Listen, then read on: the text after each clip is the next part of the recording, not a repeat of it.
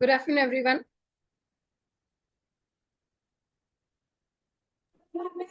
Good afternoon. Okay.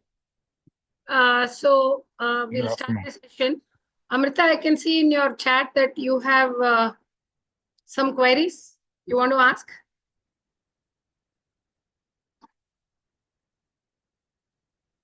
Amrita? Yes, ma'am. Yeah. Good afternoon. Very good afternoon. You had Yeah, some. yeah. Yeah, I do have queries. First, I have the personality type which we are talking about. Can it be definitely it cannot change. I understand it cannot be extrovert, introvert, it cannot change, right?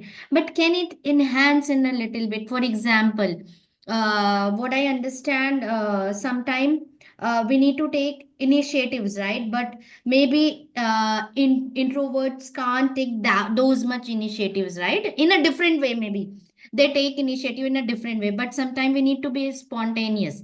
So means can it enhance because of that job or that profile required or for the better opportunity? See, first of all, personality speaks about the comfort line of a person. Okay.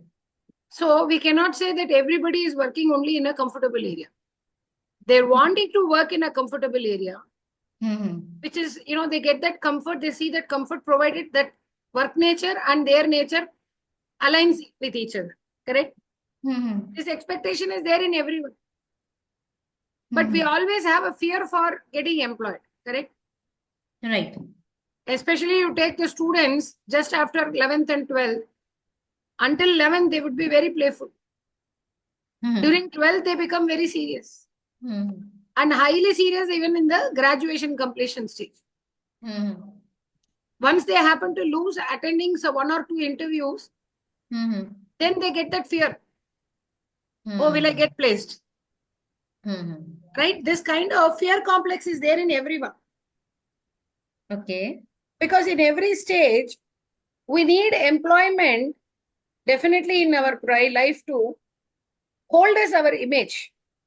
And also we need remuneration. Correct? Correct. So these both are required. So what we do is, in humans, what is possible means that is their adaptability. So when I say extrovert, dominant, and introvert is actually absent. That is also possible in few people. In some of them, there can be a little proportion. Okay. So are they going to be comfortable with that little proportion what is available in them, or which is more dominant in them? Obviously, which is more dominant in them, correct? Because of that little quotient available in them, they wouldn't choose that environment or say that I am comfortable in that environment. They'll be ready to accommodate that. For example, you think you are an extrovert or introvert in your own thoughts? I think I'm extrovert, yeah. You are an extrovert. That Right. means you believe you're comfortable to learn and get to know things when you're among people. True. You want to speak out your doubts, your Correct. requirement for knowledge. So your knowledge happens for you when you're among people. And when you're looking to gain a knowledge, when there is nobody around you, do you think that you will be holding with a high energy? You will go restless, correct? Yes. That is a natural reflection from you, correct? It is nothing Right. artificial, correct? Right. Somehow with the little introvert nature available in you, you try to read books. But Right. you're not able to concentrate, or you're not able to, get that clarity like how when you mingle with people and get that knowledge, correct? Right. Your comfortable point is this. Correct. So Correct. always you will not be choosing an introvert environment, very exceptionally to accommodate, in exclusive conditions. And But even we need both. We need both, right? For learning or yeah, yeah. Right. I'm talking about first extrovert and Mm-hmm. just because you are learning in introvert is also available in you. The environment around you is coming and forcing you, because you are also not somebody not able to learn from inside. Going forward, you have to use your mind. Can somebody come and demand on that? Now you are learning here. Hmm. You are in a learning environment. I am your educator. Can I force you? No, Since you say right. that little bit of introvert in you, can I force you? You will have to apply your mind and learn. No. You will reject my enforcement, correct? Right. But if your introvert is little slightly above as an ambivert, that means you will be ready to adapt, correct? Right. You will see that my want for you to be as an introvert, if it is there that you can comfortably change, you are ready to change, correct? Even Correct. I may also influence you, correct? You will accept my force or influence, Right. right? And Right. even otherwise, you can also reject, correct? Say, for example, if I am demanding you to become an introvert from tomorrow, I am one in your environment from day before yesterday. Can I demand you to become an introvert from tomorrow? No, it will happen gradually. Yeah. It is not, it will not happen also gradually.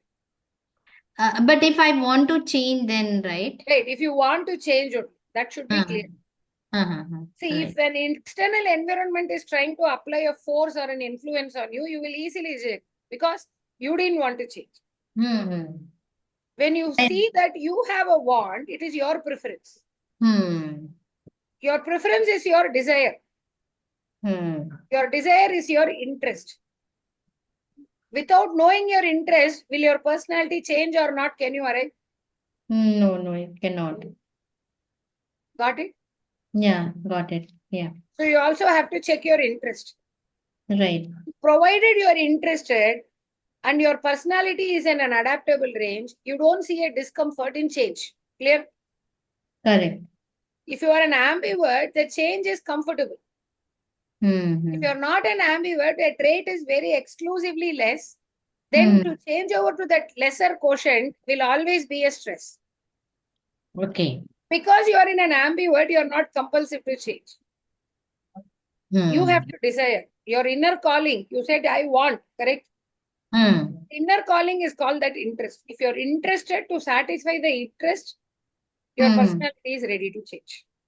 Okay. After satisfying that interest, it would always look for going to the original behavior.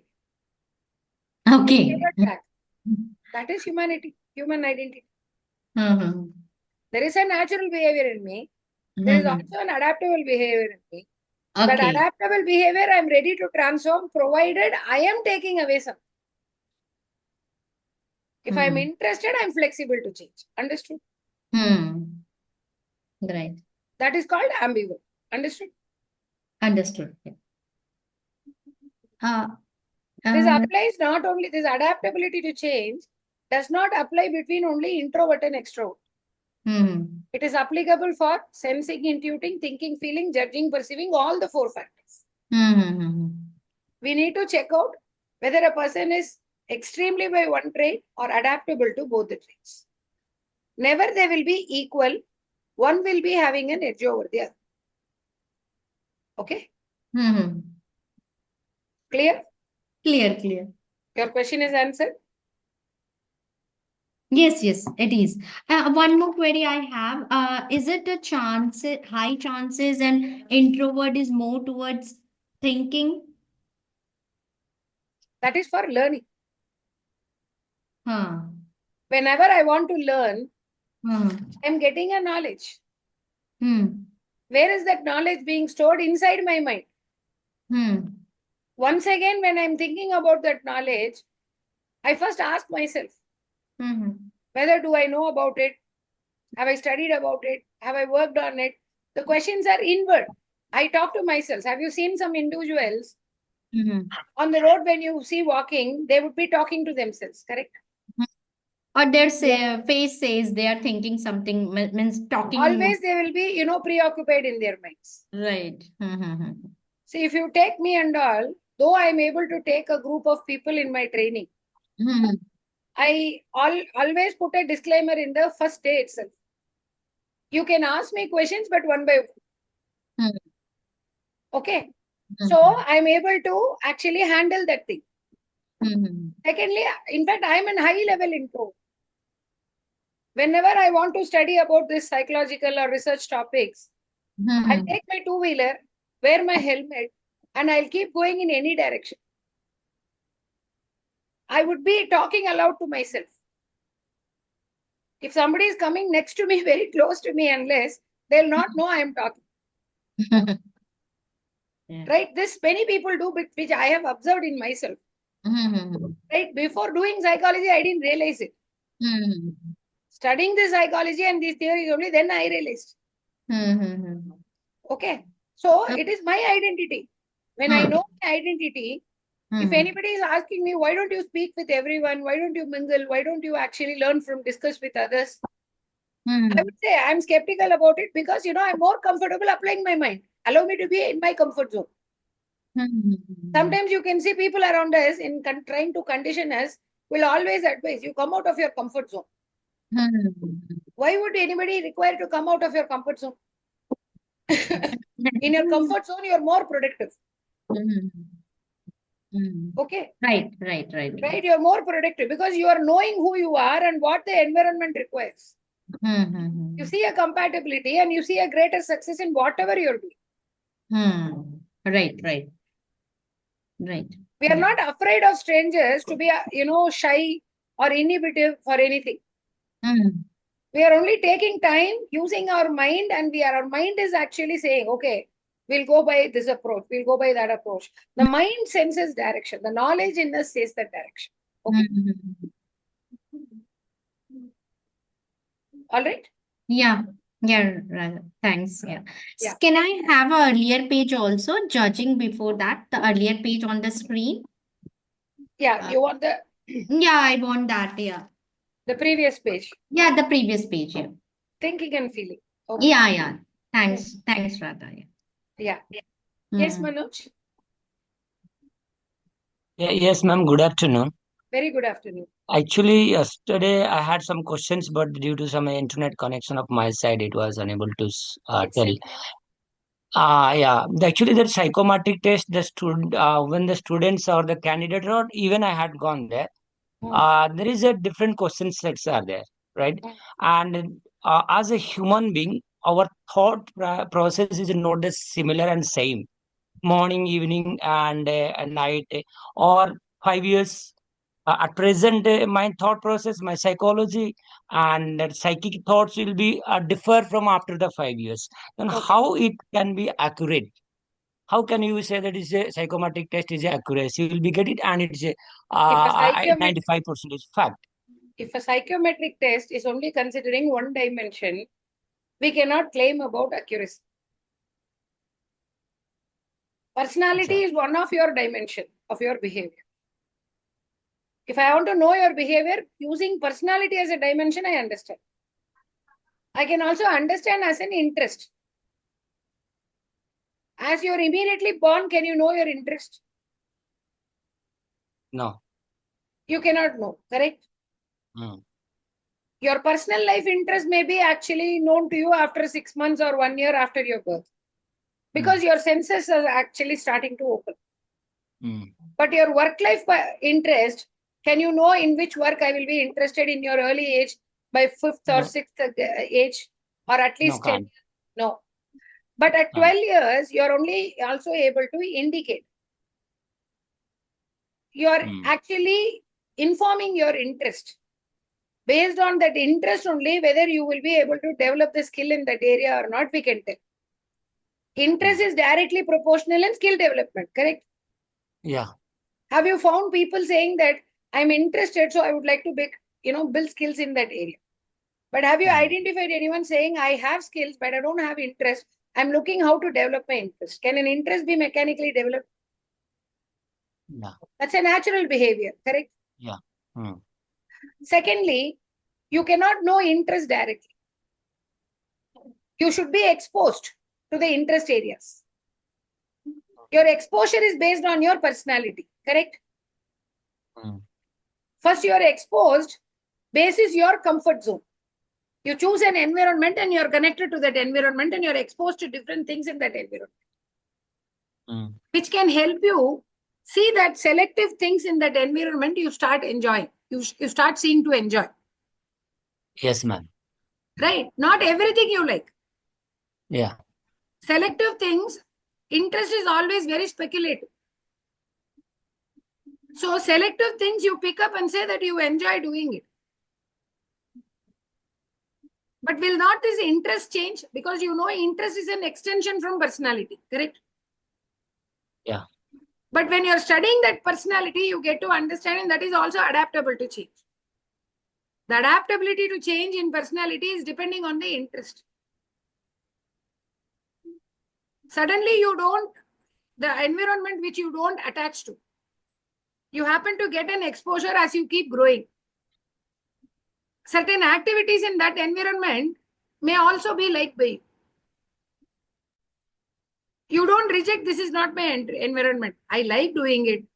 You start specifying yourself, correct? I am liking it, why I not do? That time, you know, there is a crosstalk possible in your minds.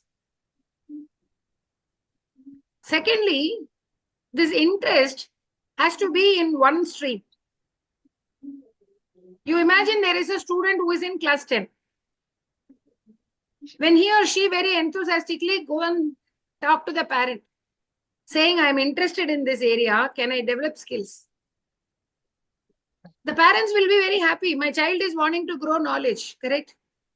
Super happy, and then be ready to put that child in any academies. While the coaching is going on, the student goes towards 11th and 12th. 12th is the final board exam. Right? The child cannot be engaging this side, that side anywhere. But in the 11th, when joining new subjects and new school or new atmosphere, the child has got some other interest also. Correct? Yeah. 1 minute.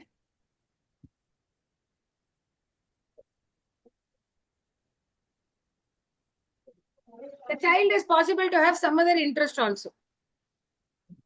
And if the child comes and approaches the parents, I'm interested in one more thing, can I go for these classes? Any sensible parent, what they will do? They'll say, if you go to another session, then there should be a time available with you. Full of day, you're going to school. Evenings, you're going to that class. Where do you have this time? For this. When the student is very, very persuasive about it, the student will say, morning time is free for me. I will go in the morning. So all through the day, the child will be only working to develop skills one or other way. Now imagine if the child doesn't have a free time. Children are supposed to play. That's why they are actually stress-free psychologically. Where are adults playing? Though we need a tough ground here and there, we go at least once in a month, giving so much of excuses. I'm busy at my work. Right? So the stress busting is not done by adults, in a way, they have to exhaust that particular negative energy by playing. So the children has to have a comfortable play. These days, children are indoor. They are given a mobile. 2-3 years old child, if the child has to have food, you watch cartoon, I will feed. After feeding you, I have another way. That's how mothers and parents are operating, correct? Where is the child having any value for that food? Respect for that food? The child will not eat on time. The child will not know what is hungry. Right? So now we coming to this topic. If the child is ready to develop another skill, the child will soon feel very exhausted. May face health-related problems. Or the students, subject, thing, like, in their academic performance, that will come down. The school will immediately call the parent. Your son or daughter is not properly getting marks these days, not concentrating and studying. Why? He's coming and sitting and sleeping in this class. When checked why, the child is feeling exhausted. The child is having a nap during the classes and saying, my teacher is giving me a lullaby. Many students are criticizing teachers that in the classes, they are actually making us sleep. All these who will do, who have not had a value for education and value for food. Correct? Now, coming to the topic once again, at this stage, definitely the parent has to decide, asking the student to drop one of the co-curricular skills. One in the morning and one in the evening, either one. There is a discontinuation about the area what the child was aspiring to do. The child will have a choice, a farmer or a later. When this flexibility is there for the children, they will take things for granted. And moving further to graduation, when they find there is a surplus time with them, because it is not like school education. College education is finishing, much, much earlier. So what they will do, they will actually start thinking about some other area. And this way, suddenly they will have time, their time bandwidth not available. The bandwidth for time is not available. They have the capacity to extend and work, but the time is not available. So they keep compromising, switching between different interests. So this way, collectively, when they finish their graduation, to be ready to be employed, do you think they'll be holding comprehensive skills or ad hoc skills? They can't be in perfect even. Ad hoc skills? If you are an employer, will you want your resources to be with ad hoc skills? No. You will see whether they are interested to learn. Even if they don't have skills, if they are interested to learn. And if the individual says, I'm interested in so many things. Right? So that means they are not actually, clear about whether they will continue there or not. They express in every way their weakness, correct? As an inconsistent person. So that is the reason personality and interest has to be identified today. And though they are vulnerable to change, there is a correlation between both. A normal man doesn't know. You learning the psychological studies can know. In which situation either a personality or interest to change, because they are subjective to change to specific conditions. That can be resonated by you whether it is good to change or not good to change. We should not say the person should not change or should change. Is it required? Is it good for them? That has to be evaluated. That they cannot do it individually. They need a mentor. I'm clear? Yeah. Thank you very much. Yes, thank you, ma'am. May I move on?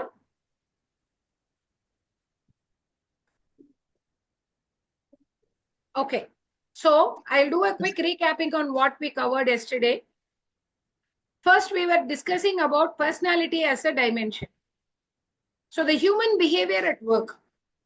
This can be for an adult, a school-going child from 13, 14 years, even a graduate and working professional. So in this stage, they will be able to respond to our questions. Understanding them, to begin with, first we are starting to know, because to be employed, they need to have a knowledge. Where from they are comfortable to get that knowledge? Inside or outside? As an extrovert or an introvert? That is very pertinent. Extrovert use others' mind and hence they choose to be among people. While interacting and discussing with people, they are able to learn. That gives them energy, that keeps them in higher energy. Careers like business management, marketing, entrepreneurship, media and communication, public relations, public services, hospitality, lawyers, all these are actually highly compatible for an extrovert dominant person. Then we discussed introverts are actually great thinkers, great listeners, deep thinkers, and pay high level attention to details, applies their mind and actually learn anything, and they store anything to their mind. To be, storing in the mind or using it from the mind, they require to be, highly able to focus or concentrate. So they avoid being among people because they can get easily distracted. So you choose a private space or a time while learning. It is not they are shy or inhibited. A person turns shy or inhibited only when they are not able to show results, swapping them to an area where it is opposite to their behavior. So this is high in science and technology and science and biology. In rest of the 20 careers, after 8 plus another 5, in remaining 7 career fields, you can see introvert and extrovert are actually a mix. Few careers are introvert dominant suitable, few are extrovert. If you take in arts, a fashion designer, an accessory designer is more an extrovert. An interior designer, graphical designer is an introvert. A web designer is a mix of introvert and extrovert. So we need to understand, to carry out that job, an individual seeks learning from inside or outside. Learning is not only the criterion in deriving a personality of a person. Once they acquire their knowledge, if they don't work and get employed or process their work, their knowledge goes dormant. In order to process the work, they depend on an input. So as a person, what kind of input makes them comfortable to process their work? Sensing is about factual input. Intuitive is about imaginative input. Sensing is anything for doing now. Intuiting is for later. Sensing is present. Intuitive is futuristic. Sensing is a common sense approach. Intuitive is a hypothetical approach. Sensing people believe in doing something and pick up anything which is proven and factual. Intuitive people are actually thinking about something so that even if things are very fussy and unclear, they'd like to use those inputs for processing them. So we found that a lawyer is sensing, a criminologist is intuitive. An architect is sensing, civil engineer is sensing, an architect is intuitive. Right? So people who are into visual arts, they are sensing. People who are into design arts are more intuitive. After collecting the input, then there is a time that we come for making decision at work, decision making part. So this can happen either as a thinker or a feeler. Thinker thinks from the mind while the feeler feels from the heart. The thinker thinking from the mind demands an acceptance factor with a logic or a truth or a fact, either of them or all of them, so that they are able to take a decision. They're very unemotional, considers everything as a task. In order to accomplish that task, they'll be thinking over critical objectives, alternatives very frequently. But if you look at a feeler, they will always be considering the circumstances. They're very emotional. And emotions are mixed, which values inter and intrapersonal relationship, which attempts them to be empathetic, sympathetic, helpful, supportive, and be very kind and caring and warm in their relationship. An administrator is a thinker in a business situation, and human resource person is a feeler. Sales is a thinker, marketing is a feeler. We see doctors are thinkers in general medicine, where the nurses, physiotherapists, and dietitians are feelers.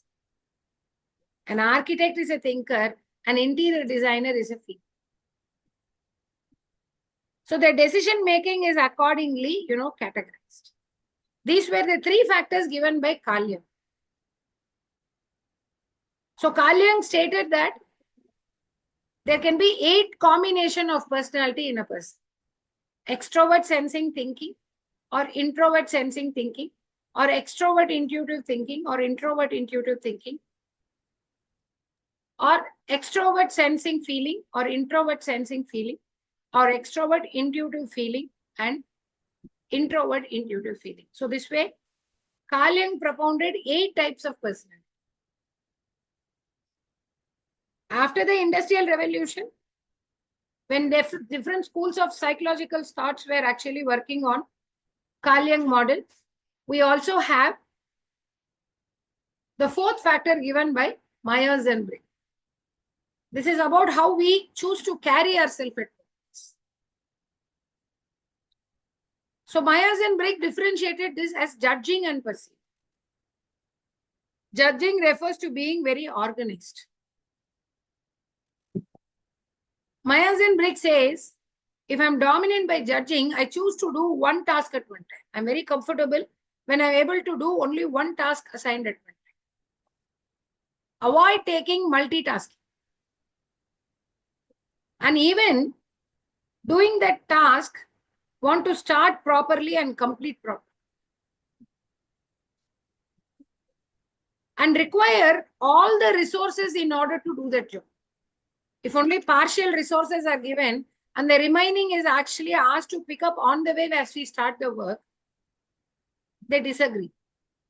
Because they are uncomfortable to work under any ambiguity or uncertainty. They don't want any ambiguity or uncertainty. Everything to be very clearly, structurally told to them. The assignment has to be what to be done first, second, third, fourth. Sequentially, they are comfortable to operate.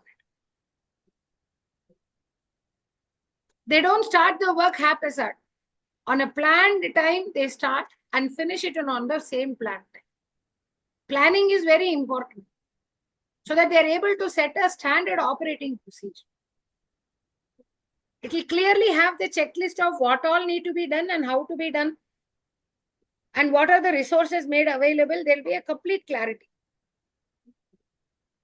There is no any rush hour mechanism accepted by people who are judging dominant. Urging for 11th hour and 59th minute kind of a working, they don't relish. They seek, everything to be in a very structured way. And they are comfortable to follow it. If it is not there, they would create one. And set a standard operating procedure so that everyone is following that, including them. They're only comfortable to work that way. Making frequent changes puts them into stress. And too much of information given in one stroke also will be very overwhelming. They feel stressed. Can't you tell me one by one? Can we do it a little later? That congesting is something which is not comfortable in them. Like yesterday, I sent it, I smelt it. That's why I asked by 5:40 itself. Should I do the judging and perceiving tomorrow or today? I think 2 or 3 people voiced out, yes, we will do it tomorrow. Check your personality. You must be judging dominant. Correct? Judging is all about, being working in a structured way. Why you deem to be, in a structured way so that you can manage the work systematically. What management principle includes? Management principle says to us, any work which is planning, organizing, monitoring, and controlling is feasible. All these are factors of management. If a person will be looking for that, provided judging nature is dominant. So judging people are highly orderly, structured, planned, systematic. In simple words, they are rule book. They need a rule book so that they are wanting to follow that. So there is no any uncertainty or ambiguity. If such one is not available, they would fabricate one and ensure that is actually, established as a policy, which is helping them to manage the work so that everybody in that work is actually following it. This is the behavior of a judging person. If this is so positive, does that mean perceiving is negative? No single behavioral trait is negative. Perceiving is actually positive in its own way. How? Perceiving people don't demand any standard operating procedure. They are not rigid of any structures or information to be given in advance. They are quick to start. Only partial details are given with which they have to start. They are good to start. They are not very rigid about SOP. They stand flexible and open-minded. Whatever the inputs they have, they'll be able to quickly connect between the dots. They can easily troubleshoot, raise to a situation and troubleshoot. Right? They are not looking for any system. They live for the moment. When I say they live for the moment, their responses are always just in time. At that time, what is required, they'll be able to respond. Such kind of behavior is possible in them because naturally they are very spontaneous or instantaneous. They don't, talk about delay and structures. They'll be able to instantly respond. Just in time respond. Easy troubleshooters and quick takers. If we ask them to manage timeline, they feel stressed. They're very uncomfortable. They fit for any kind of rush hour method of working. And they're not very happy when we give them only one task. They seek multitasking. They don't want to keep doing routine, monotonous tasks. They want variety of tasks. Each of them have to be different from usual. They want variety, versatility. Through variety and versatility they are handling, they promote even aesthetics at times. This is called creativity. Creativity does not happen in a very planned way always. Mostly it happens spontaneously, just in time. And that is something which naturally happens. Without disturbing the originality, it naturally happens. Right? That is called as also multitasking. Doing variety of things is multitasking. They're very comfortable to do multiple tasks. And they seek for that, they demand. They feel, more comfortable to operate in such system. 11th hour and 59th minute kind of work, they are very super good in doing. They are crisis managers. Any complex areas, they'll be able to untie the knots. So this is how, a perceiving person is described. They need not be called as unorganized or disorganized. Yesterday also, one counselor itself who came to review, she was actually, almost she was crying. Ma'am, nobody is respecting me because I'm not organized. My own husband is not respecting me, saying that you are not organized. I'm useless. See, that gets demotivated. She doesn't know her strength. She can do variety of things. See, for every student, we don't say you're not organized. Instead, we say you're so spontaneous. You're very creative. You don't want to keep doing routine things. You always want to do, different variety of things. And you're very creative. What is creativity? Photographer is here. Correct?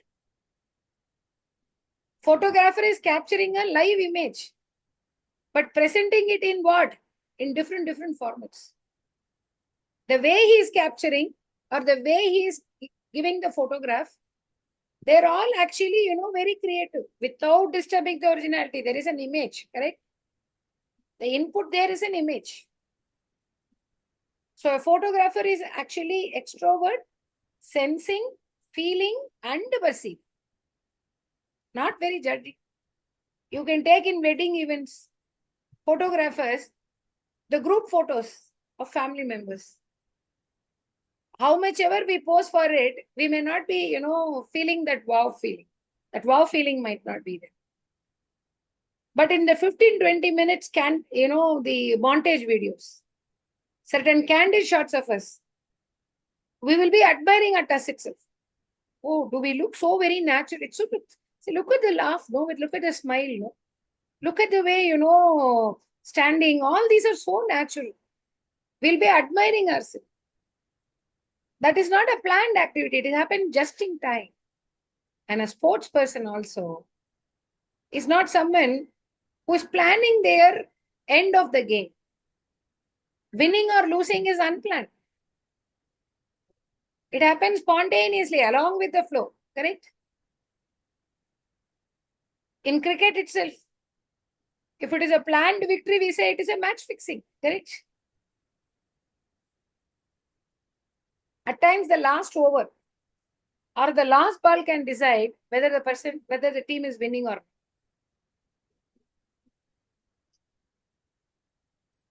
Your judging nature is not required. You may say they will be very sincerely practicing every day morning, they'll run. If they run in the morning, they get that vitamin D. Because of running, their vitamins all will gush out.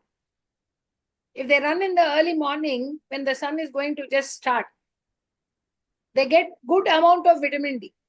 Exercising in the garden will fetch us a lot of vitamin D. We don't go exhausted.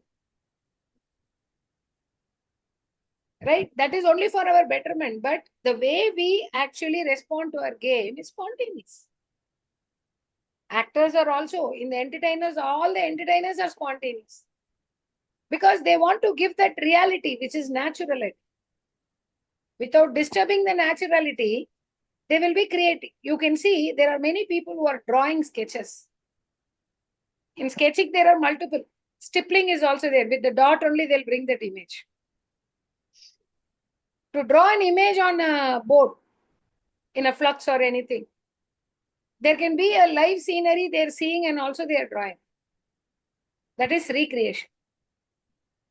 But if they're imagining some kind of a scene and then in their mind and drawing, that is a new creation.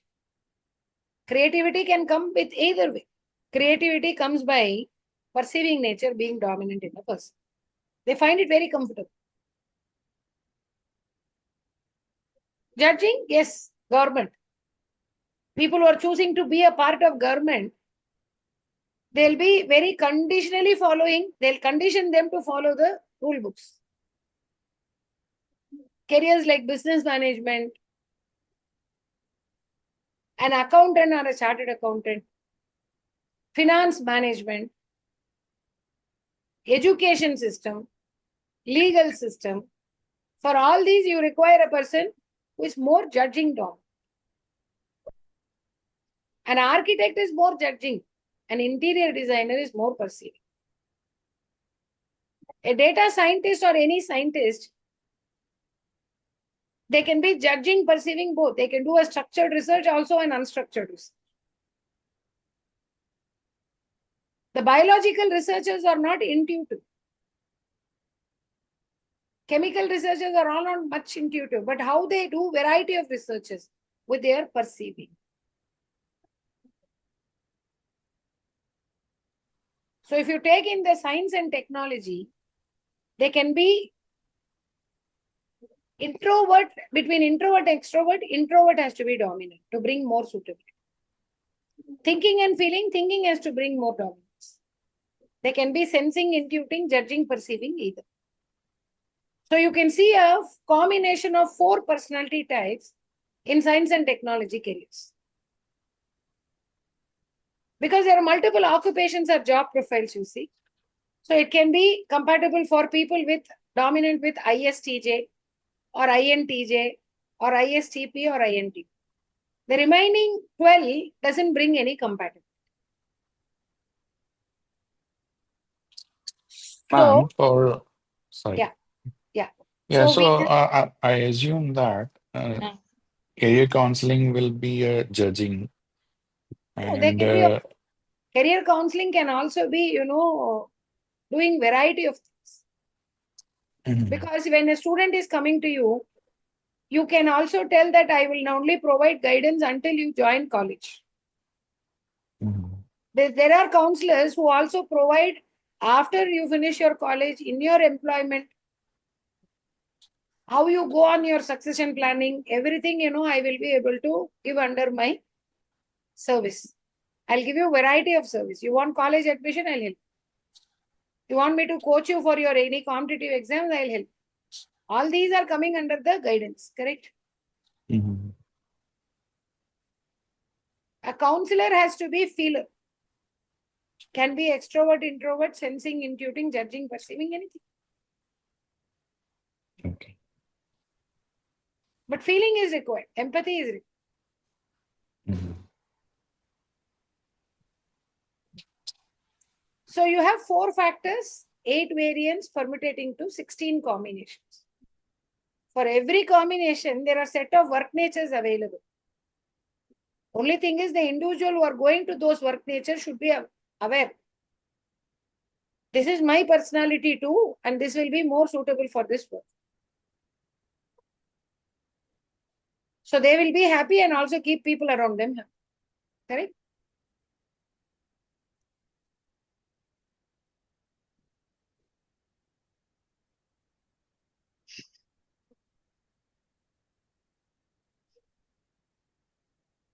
Okay. Okay. I said that like in the beginning of our session, Amrita was asking the possibility of the personality to change. So what did I say? Will it change or not change?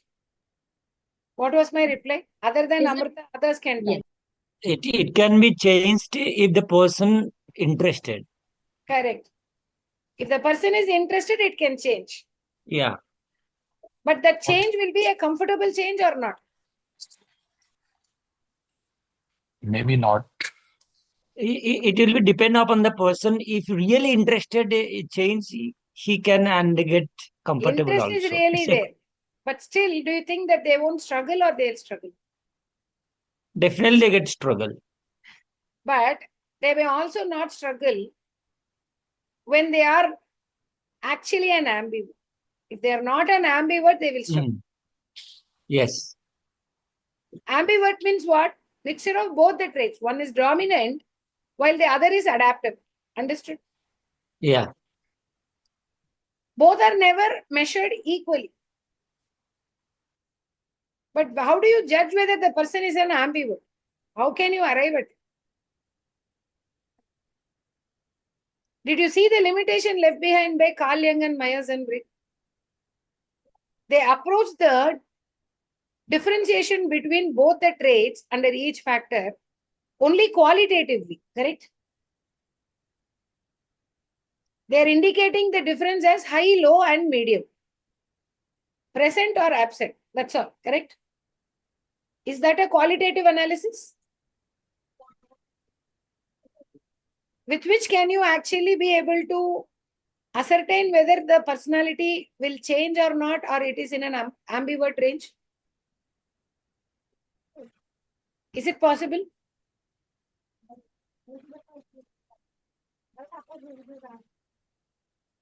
Didn't get your actually question now. So, I'm asking. No, I don't think. See, what I'm saying is the ratio between personality traits between each factor.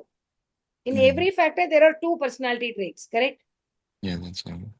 So, a change of a person from introvert to extrovert or vice versa. I said that it is going to be comfortable if they are an ambivert, correct? Yes, ma'am. Yeah. How do you judge a person is an introvert, extrovert, extreme, or ambivert? How will you be able to judge it?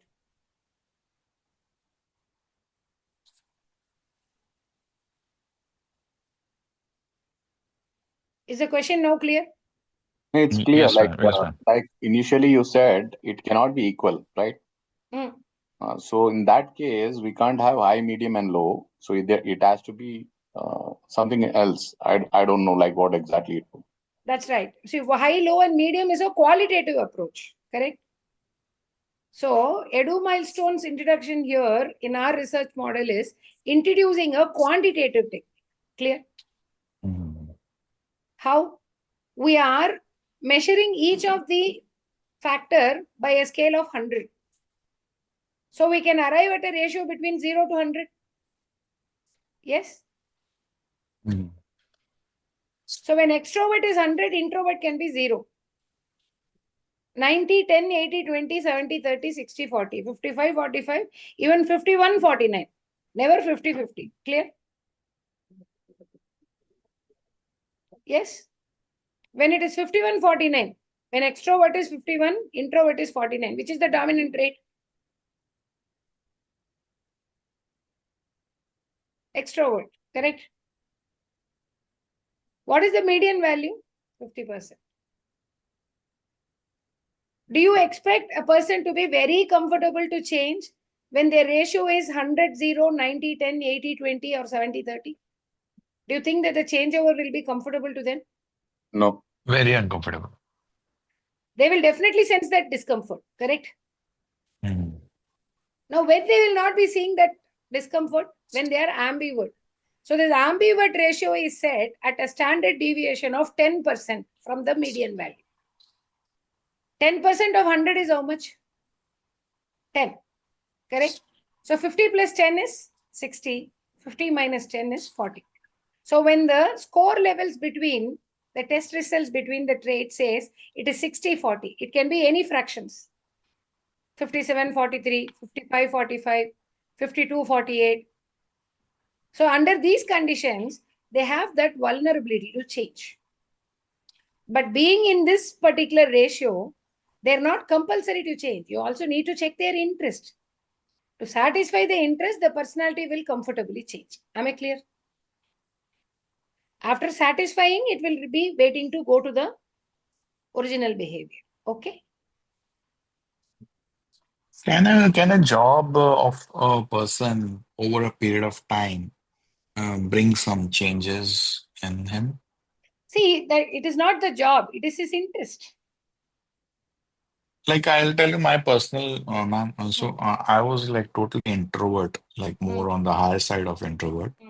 But my job in ships got me changed over, and now I'm like ambivert. See, what I'm saying So is you're an introvert. yes, You're ma'am. still comfortable to be only as an introvert. Yes, that's true, ma'am. That is not changed.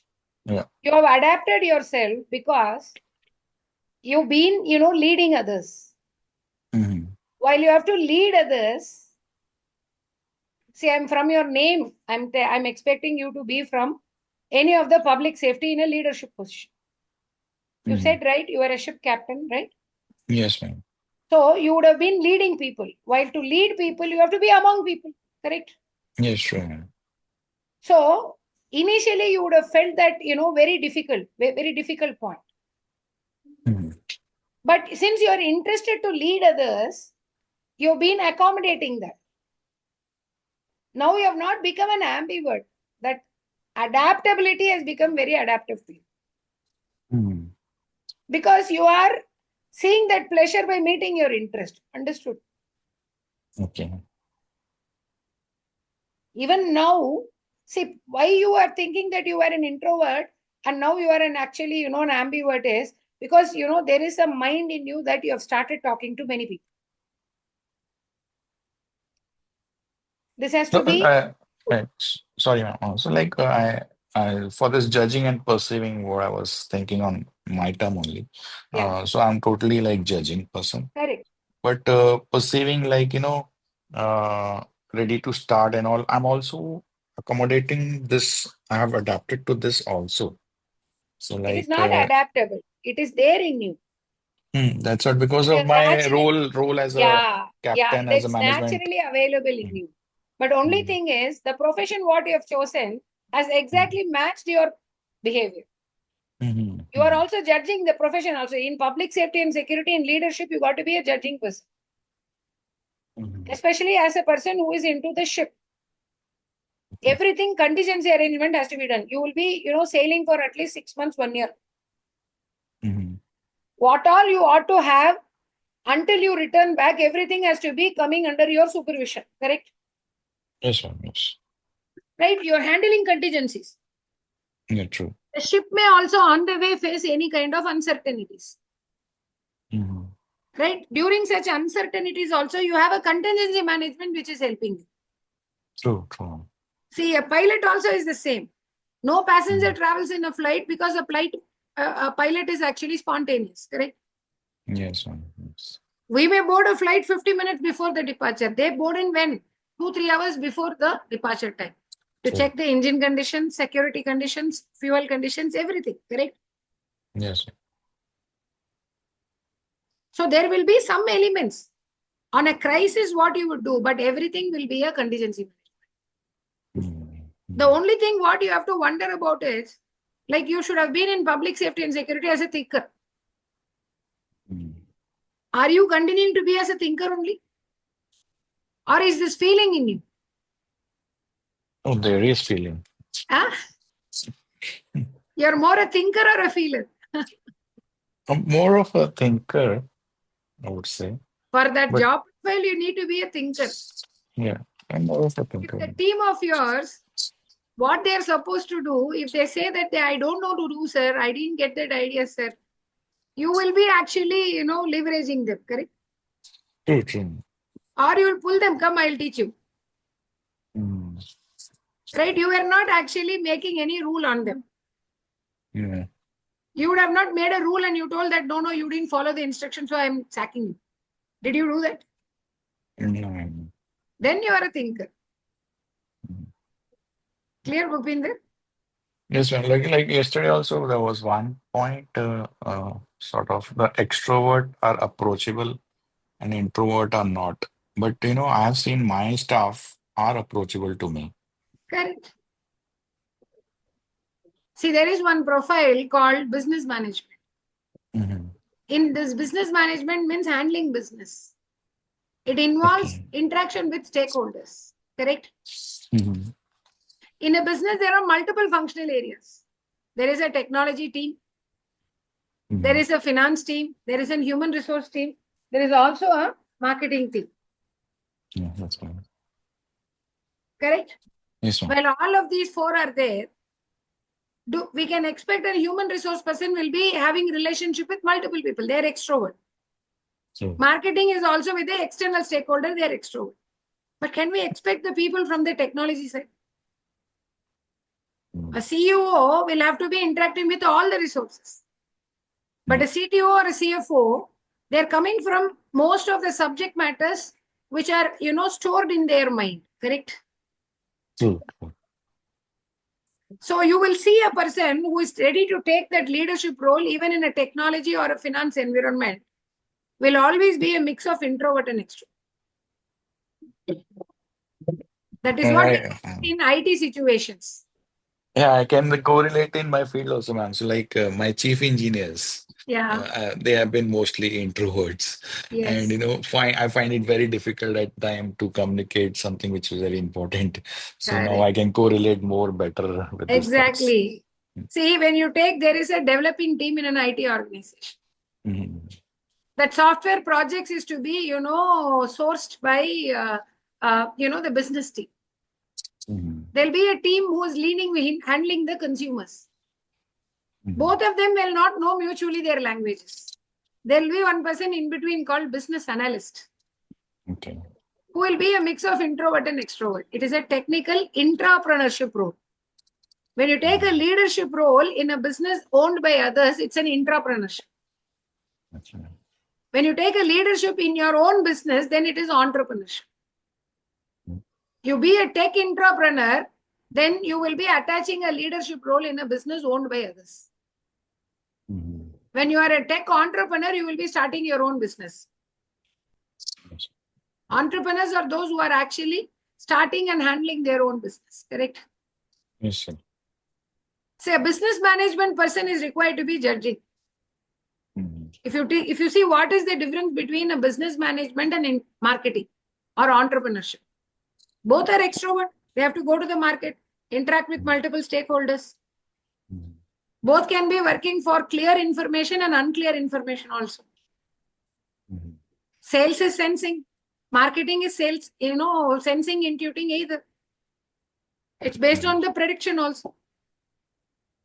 Even in business, admin is thinker, sales is thinker, marketing and human resources field. They can be either. This can be in a business owned by us or others, but between judging and perceiving. In an environment owned by others, can you be at your own whims and fancies? You're reporting to government, correct? You're in a leadership position. But whatever is being paved as a policy there, you can only play within that ground, correct? Yes. Right? So business management is only judging at any level. But if you look at entrepreneurship, a startup or a small medium company who is actually as a first generation entrepreneur or in the initial stage of their entrepreneurship, after ideation and arriving the proof of concept, they'll start their business. After they start their business, they will be, penetrating by introducing themselves in the market. During when itself, they want to make a lot of changes to their business model. They would have set a business model and introduced, but it will be actually agile to change. Because the consumer requirement is accordingly tuning it. Even if they find not only after the next stage after introduction is growth, then maturity and stabilize and then saturate. If the market has turned obsolete, they actually decline. But sometimes a business can also decline during the introductory stage. Why? If the person is very rigid and not ready to agile to the market requirement. Entrepreneurs have to be, very spontaneous. Moment there is a market, they should just in time start the business. Correct? Right? Entrepreneurs can start a business structurally as well as spontaneously. They can be judging, perceiving either. That's the difference between a business management and an entrepreneur. Okay? Structurally, like we can say the example of Mr. Narayan Murthy, right? Narayani Murthy is an entrepreneur. Yes, ma'am. Until he developed Infosys and it reached its, growth and maturity, he has actually been continuously remodeling. He was open to it. Right? So he was open to it. He agiled and he was doing. Now any changes, he will be doing a structural resolution duly to be passed. Narayana Murthy's close person is my classmate. His name is Anand. He's in Seattle now. Okay. Right. He used to say, I find we recently met in a marriage. Okay. He was actually sharing with me. Tell me something about Narayana Murthy. He was saying, don't ask about him yet. He's one rule book. Right. He will do everything systematically.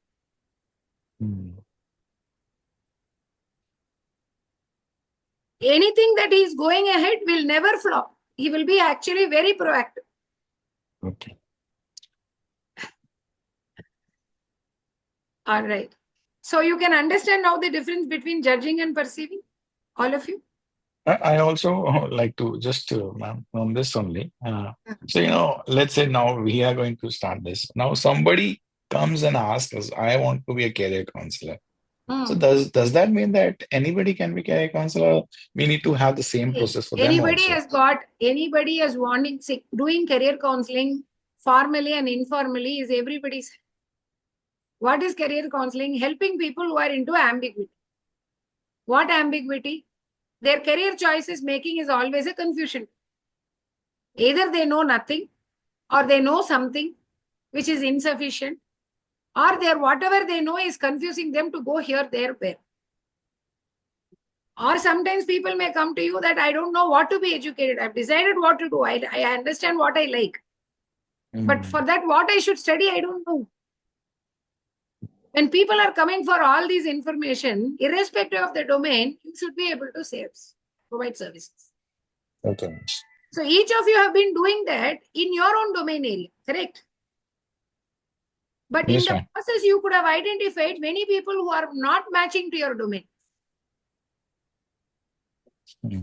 Your conscientiousness was not allowing you to tell, come here and sit here, correct? Yes, ma'am. When you found that they were not suitable, you started researching why they were not suitable. Is there any reason behind it?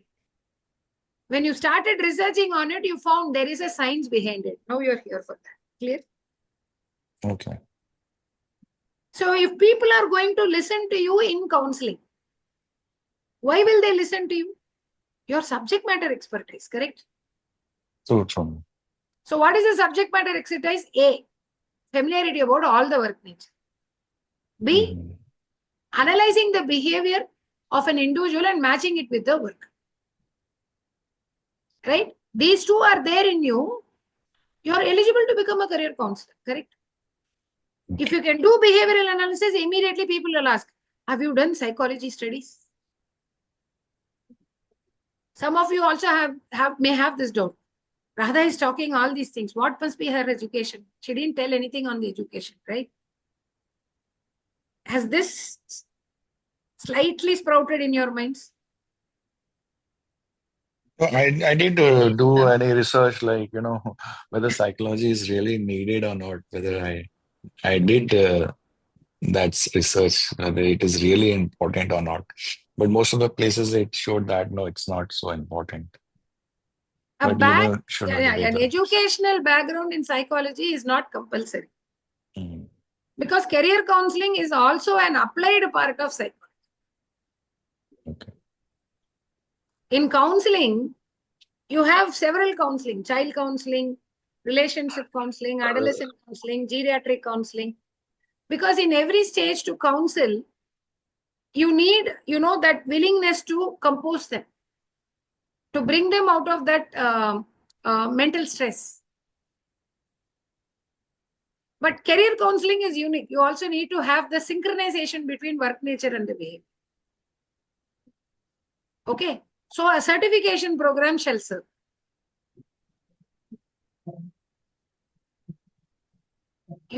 Imagine now you are not, as educated what you are. You are in a moderate level of education. You have your children. You are unable to plan which one to choose for your child. Your child is also not clear. At that stage, what will you do? You will go and approach a counselor. But to go to that counselor, you will validate them. What's your background? You want to actually check out whether this person is reliable or not. Is this person having the knowledge to counsel or not? All these you will check for, correct? Tomorrow you are possible to go to institutions. In India, how many number of government schools are there? At least 3 to 4 times of it, private schools are there. Did I share with you all? No, not shared. No. One point is, government has actually sanctioned for career development initiatives or career counseling to be delivered for government schools. Schools which are following in government, the central board and the CBSE, state board, the KVs and also the state government run schools. But the fund sanction per capita is not very extremely high. But you know what? If in 2 years they are actually, in the process of, hiring nodal officers to operate and make this as a, a proper plan, the fund is already generated. Only thing is, for implementation, all the process lines are being set. It will kickstart in next 1 or 2 years. Once government schools are offering this, do you think that private schools will be able to take an edge over it? The parents in the private schools also will be? Yes? Yes, ma'am. So can you see the potential that what you people have after 2 years? This is the right time. You make hay. Now the sun is shining. In this time, you can learn all possible things, research and learn all possible things, and hit the market moment, it actually spikes up.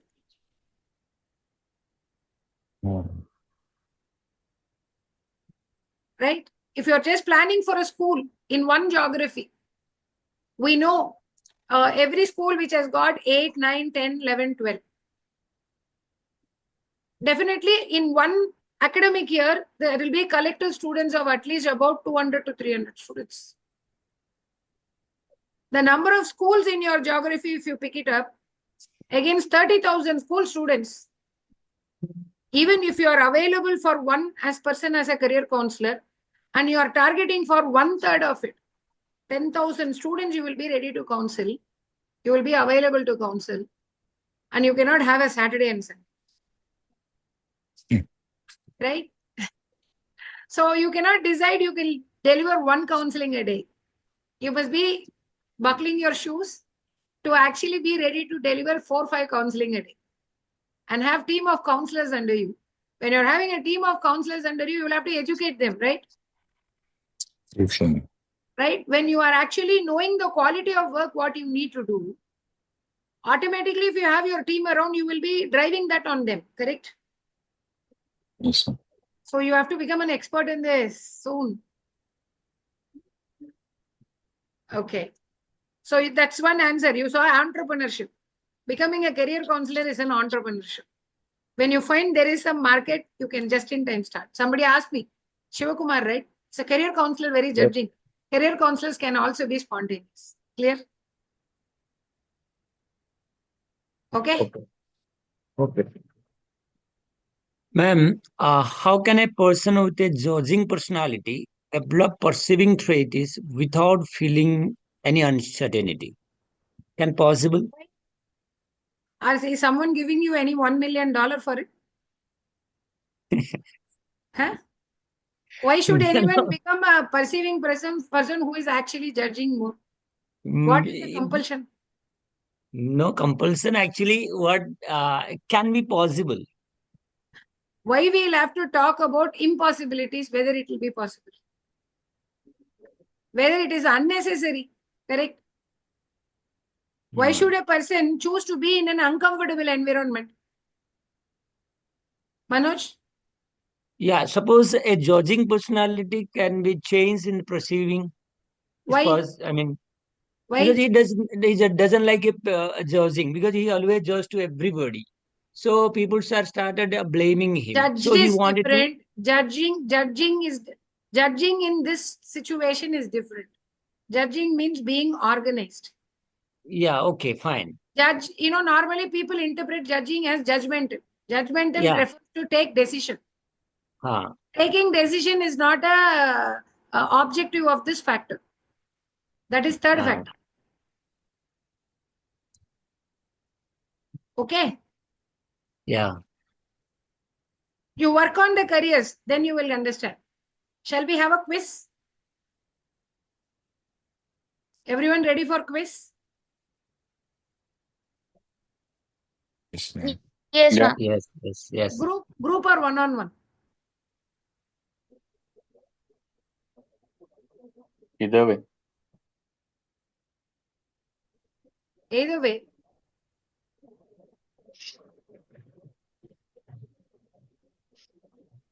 No choice for anyone.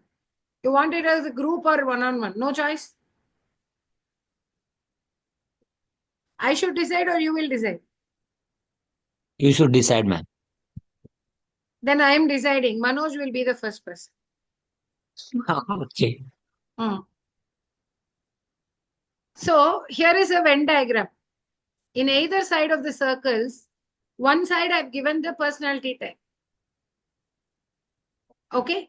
Another side I've listed few careers, 8 careers. Designer, doctor, nurse, financial officer, banker, psychologist, lawyer, and administrator. Left side, you can see a personality type, extrovert, an outside-in learner who is energetic among people and learning. Sensing, who is working for anything now, practically, factually, very observant, and also thinking, very task-oriented, unemotional, seeks logic in doing anything, and judging, very organized, structured, planned. So this is the 4 traits. These are the 4 traits combinating as a personality. You need to tell me in which of them all the 4 factors are matching. Even one factor is mismatching, you can actually evict. Because career analysis is doing first elimination of options which are not suitable. Even one trait is not suitable, you can evict. Where all the 4 traits are matching, you can tell me. So Manoj, can Lawyer. you tell me the career which will match your ESTJ? Yeah, lawyer. Okay. Financial officer too. Okay. Even banker. Okay.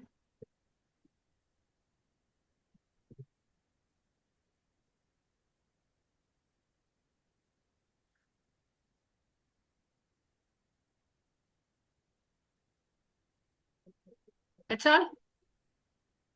Administrator. Okay. That's all? Yeah. That's all? Sure. Not Yeah, I even one think more. it's 4. Only these 4. Yeah, I thought that the first one lawyer, next one is finance officer. Yes. Administrator. Sure? Only 4? Yeah, I'm guessing it's 4. You're guessing. Yeah, 4 is accurate, but the other things I have no idea. I'm a bit confusion. You're These very are not good at career counseling. 10 on 10. Okay. Yeah. How was he doing this activity? Little Yeah, brain. this is one. Yeah, brainstorming, and we have to think more and Yeah, understand. administration is definitely here. See, banking and finance are actually, financial administrations. Lawyer is legal administration. So they 4 are automatically in line, correct? Yeah. Designer is not here because not intuitive and feeling. Doctor is not here because he's not an introvert. Yeah. Nurse is not here not being an introvert and a feeler. Psychologist is also not here, not an introvert and a feeler. Understood? Yeah. Okay, who will do the next one? Any volunteers? Yeah, Janvi. Because the easy ones are coming up front. The tougher ones are actually coming on the last side. Whoever want to wait till the last and take the tougher ones, I'm okay.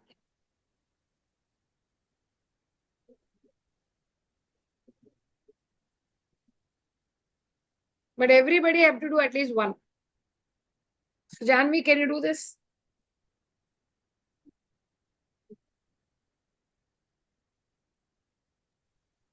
Yes, ma'am.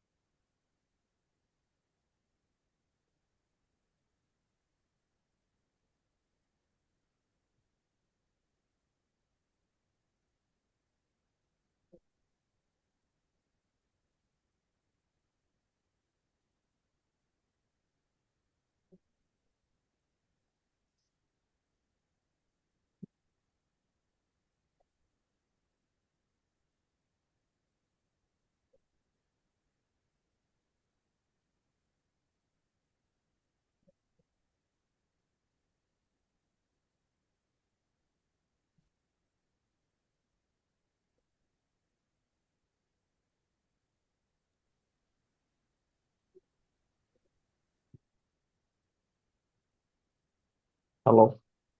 Yeah. Where is Not Janvi? audible. Where is Janvi? Am I audible, ma'am? You are audible. You have to do this activity. Where did you disappear? Yes. No. I was eliminating the options. Okay.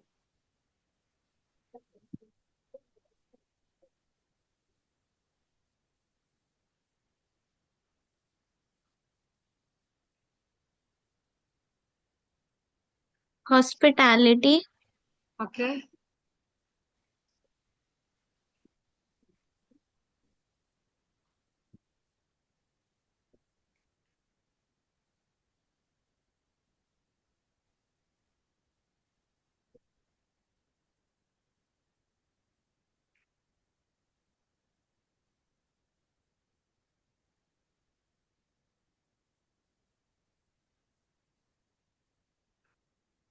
Computer science. Yeah.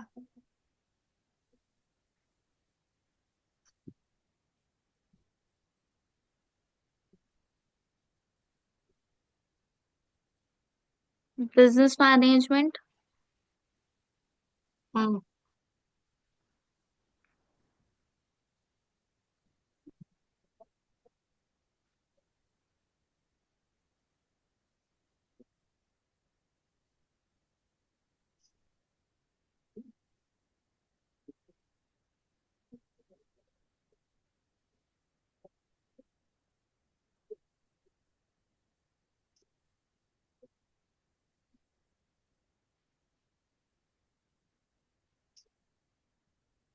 I think that's it.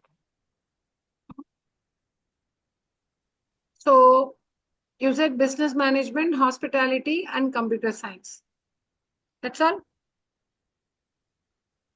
Yeah. Computer G. Yes, ma'am.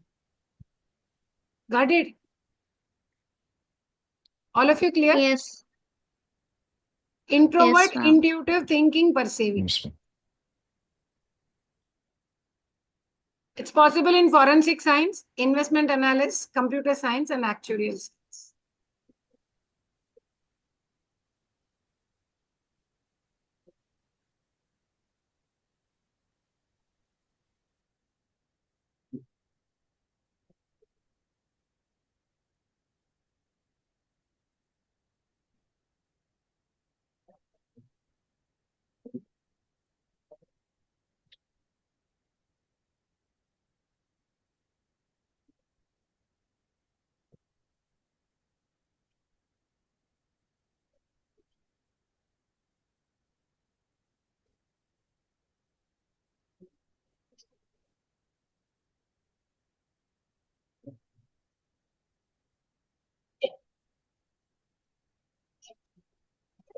Should I go?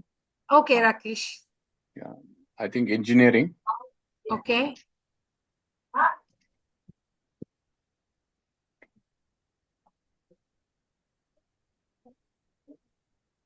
business management, Okay. accountant, Okay. research. Okay. See, all of them are right. I've given you 10 on 10, but why business management here? It requires to be extrovert, no? It involves a lot of stakeholder interaction, no? It involves, yeah, it involves. Yeah. So it's just an extrovert essential. That's it. They think to take decision, but to learn, they talk with multiple. Correct? Yeah. Yeah. So who's next?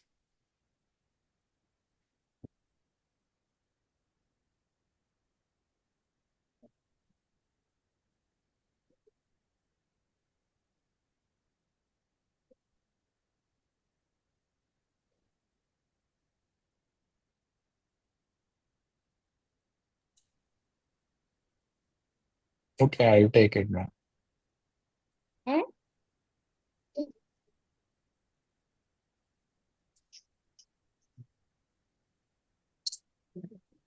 Who's doing? Bhupinder. Yes, ma'am. Okay.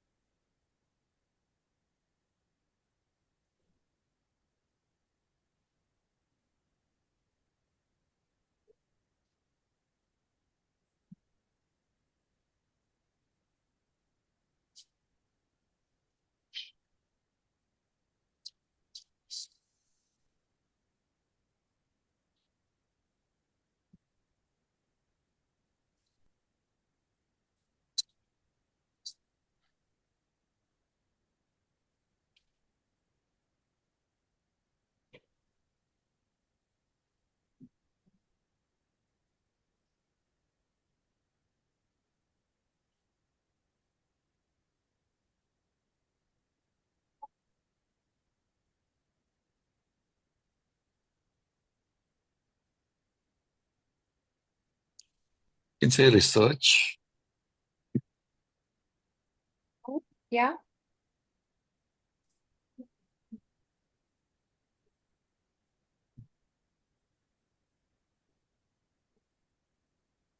engineering,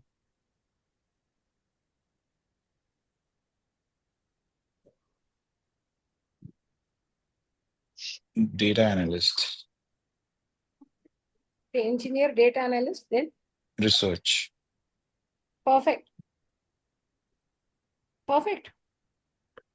Architecture is the right answer. Data analyst is sensing. Mm. Okay.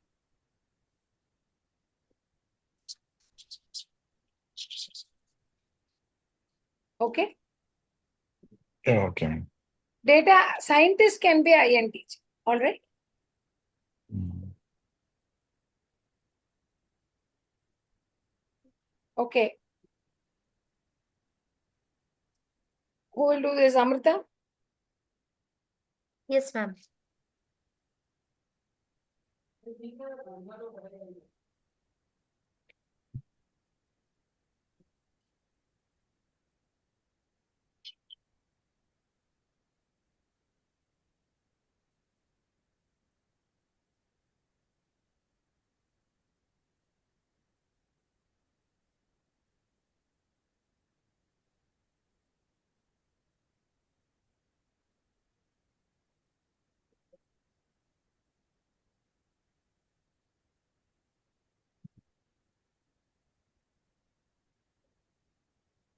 Politician.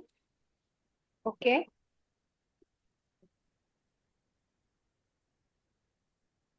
But one feeling is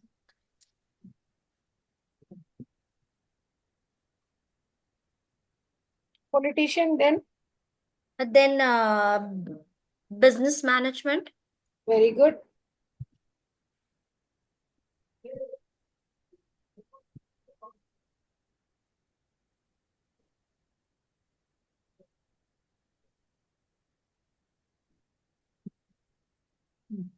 Design can vary, actually, not specific to many. Design. Yeah, design. Okay.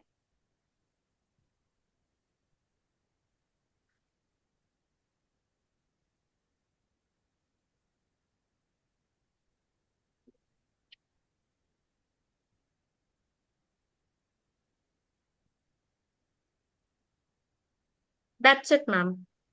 Okay. The right answers here will come. Business management, entrepreneur, and politician. Design. If it is an extroverted design, then they will be feeler. If it's engineering design only, they will be introverted and thinking. Okay. Okay. So design is not here. You missed entrepreneur. Business management, entrepreneur are identical for ENTJ. Okay.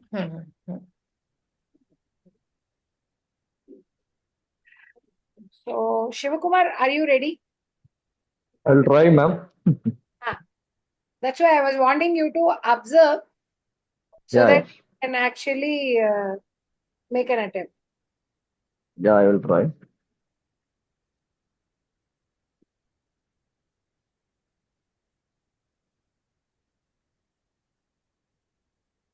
Engineering, Yeah.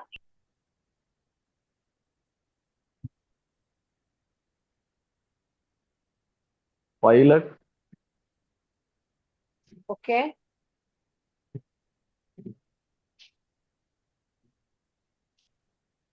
writer, Okay.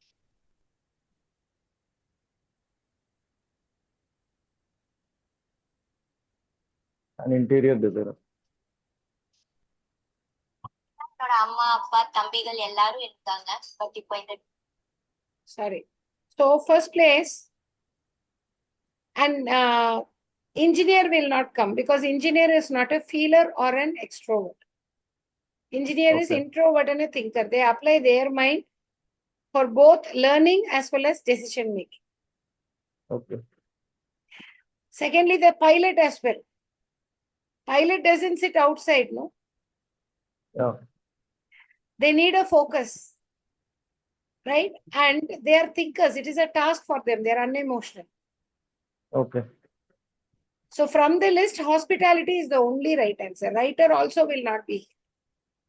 Okay. Okay. So hospitality, HR, PR, an educator, a counselor can also come here. Okay. Okay. Public Okay. relations, Okay. yes, all can come. Okay. Okay, Saurav, are you there?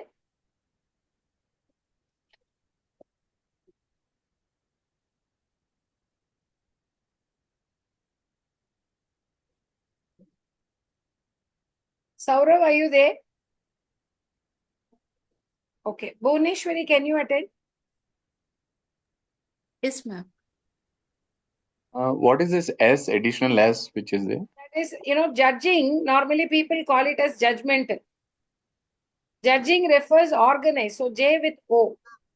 Perceiving P with P with S. Spontaneous. Okay.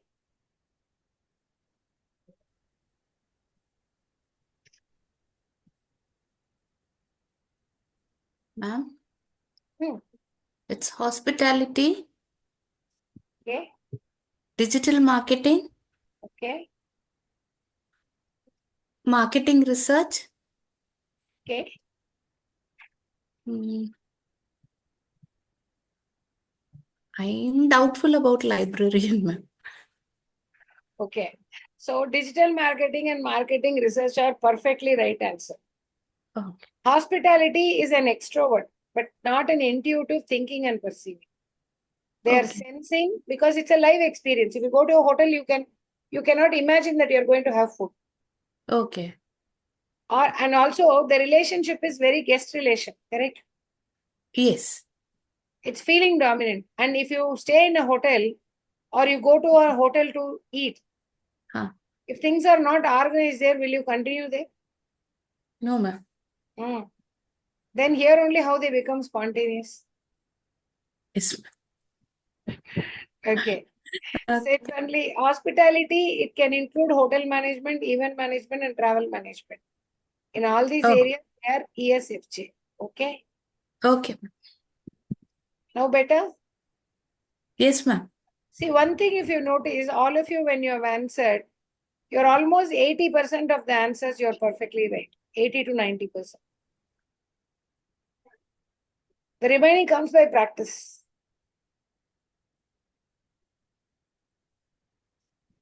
Now anybody can answer. Anybody can answer.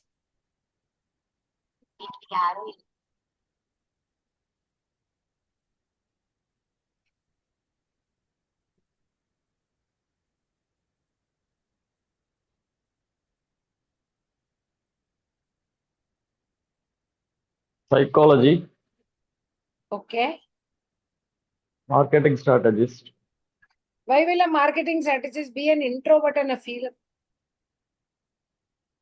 He makes strategies, For so that, he he will has to be. think a lot He and may take not decisions. meet the people. He can He is get the unemotional. inputs. Yeah. Marketing cannot be without meeting people. Mm. Accountancy, Why will an accountant be a feeler, an imaginative?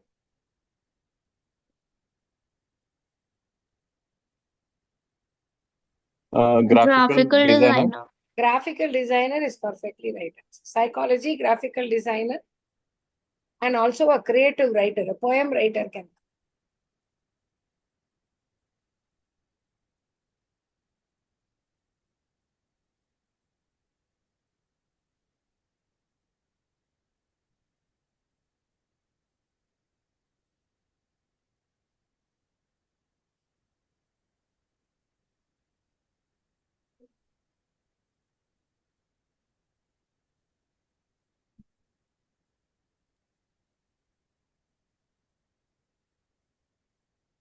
Writer.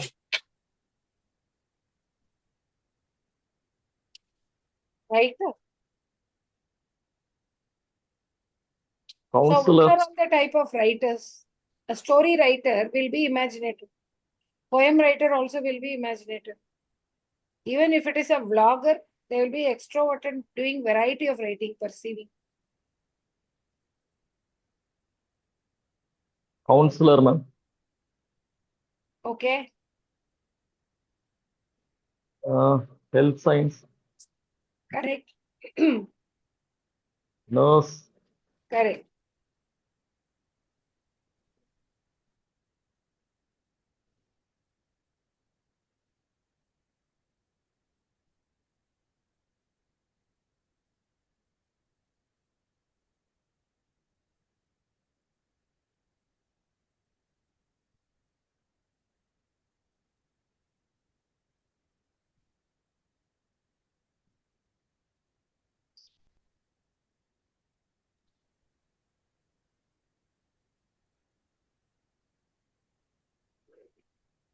Entrepreneur.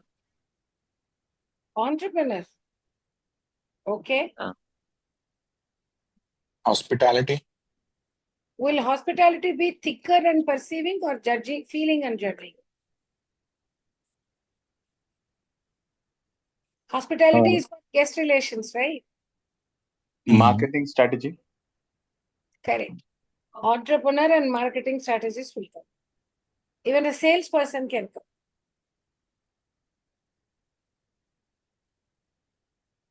Can you find this?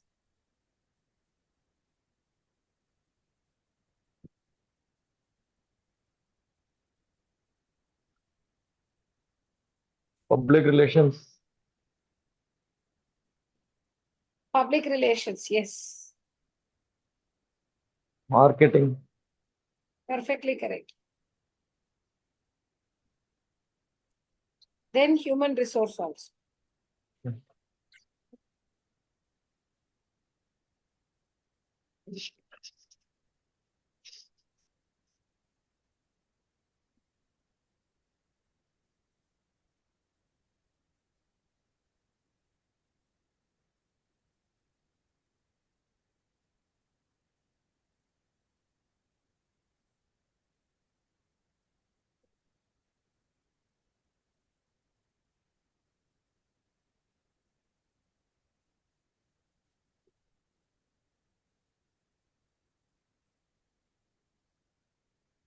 Writer, ma'am. Right?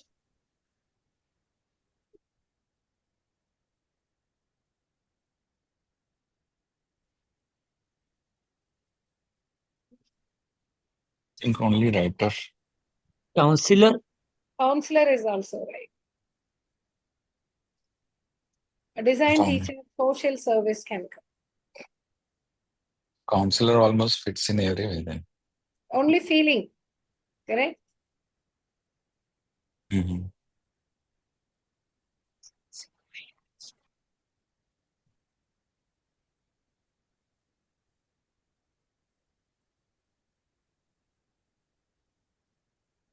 Psychology. Psychology. Yeah, Dietitian. perfectly right.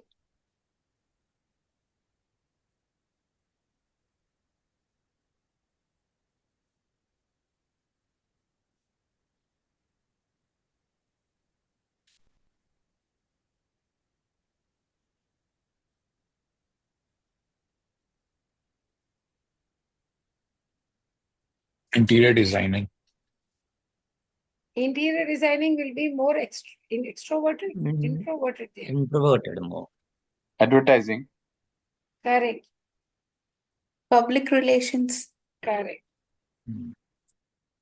A politician and a mentor or a coach for counseling also comes.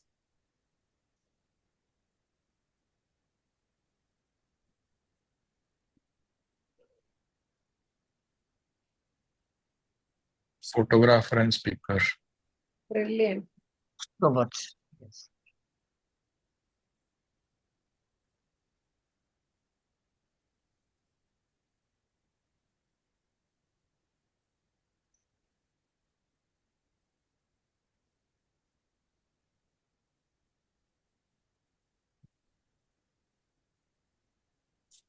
Geologist, biologist. Hospitality. No hospitality. No, Mechanically. yeah. Hospitality is feeler, no? And judging.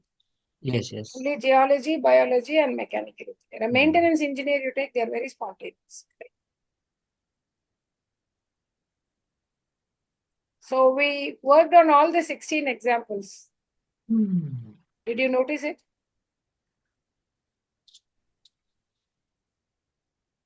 We were engrossed, so we didn't notice. You didn't. But did you like the activity?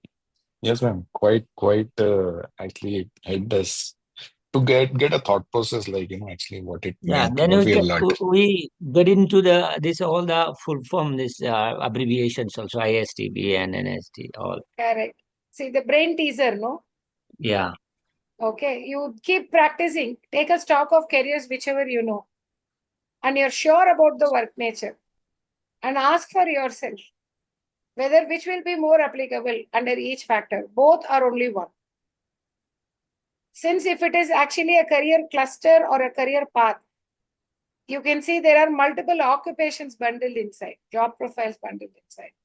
You can have more than one.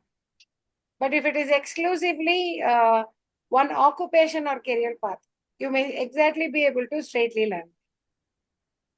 Okay? What if, ma'am, three have suitability and one does not have, but there is that person he wants to get into that field? Is it like totally no for him? Again, I didn't hear you fully. I couldn't hear you fully. So, like, of those four characteristics, he has a person, like a student has a three characteristic, and he doesn't have the fourth one, but he has the passion to go into that field. So, will That's that what be a it is no? saying. You will have to find out whether that is actually resistive completely or is it adaptive. What is the ratio? 60-40, correct? Okay. Right? We discussed about it, right? Okay. Oh, got it. Sometimes you may find all the factors are adaptive, ambivert. You will have to pick out the profile. If you take a business analyst, in a technology environment, they require all the four factors to be adaptive, correct?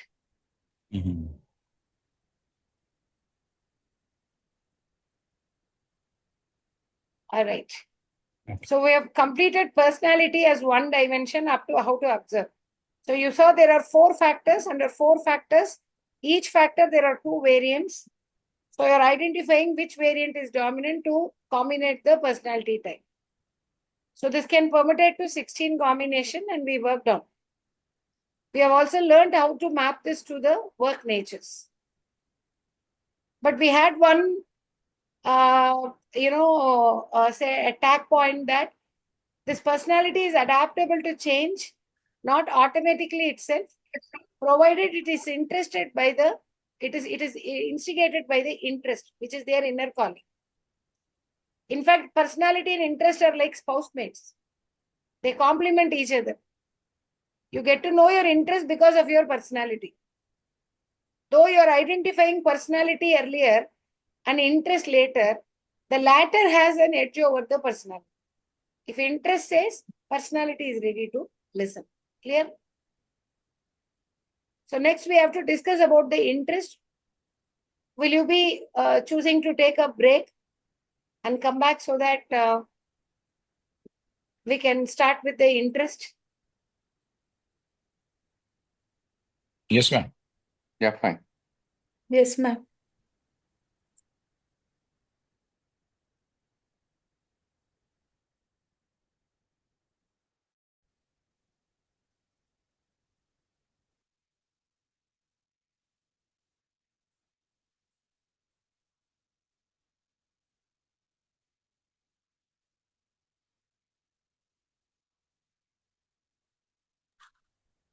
So, what time to be back, ma'am?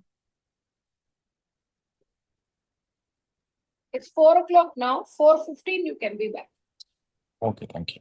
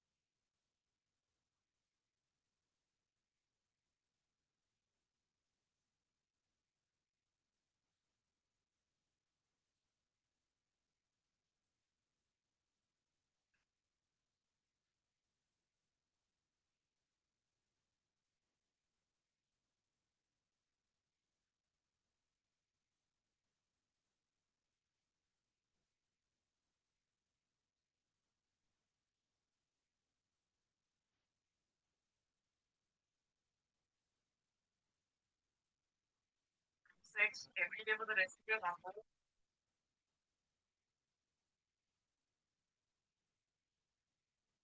Or would you join in once and stop it forever? Join in, what the fuck, man? भाई साहब क्या सारे अपने podcast के rejected question थे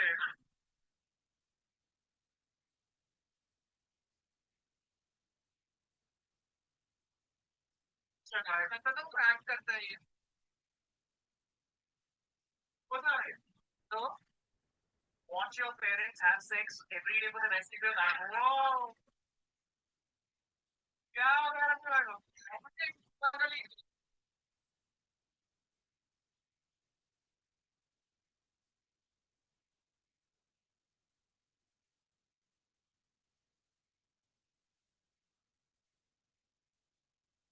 social media पर नया कलेश मचा हुआ है दोस्तों एक पॉपुलर पॉडकास्टर ने एक शो में ऐसी बात बोली जिसके बाद पूरा सोशल मीडिया ही बहुत हुआ हो गया लोग बोल रहे हैं कि हमने लाइफ में गलती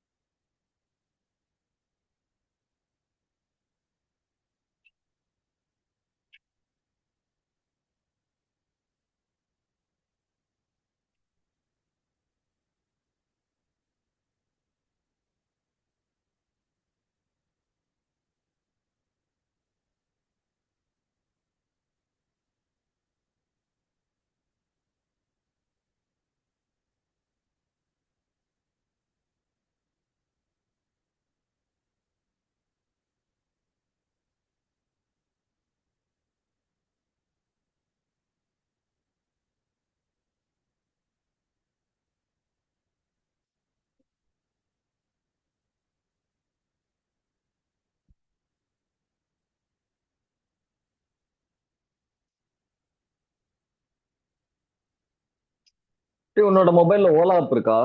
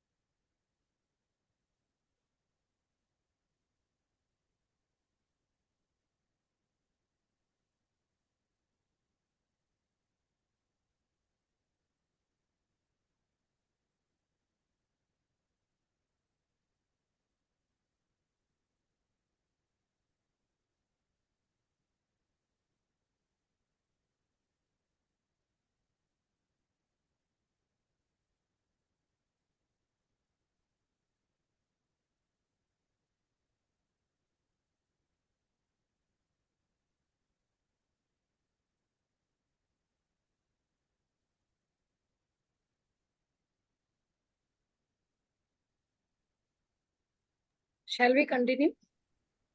Yeah. Okay. So we are going to be next discussing about interest as a dimension. What is interest? According to you, what is interest? Can you all unmute for some time and interact with me, please? What, according to you, is your perception about interest?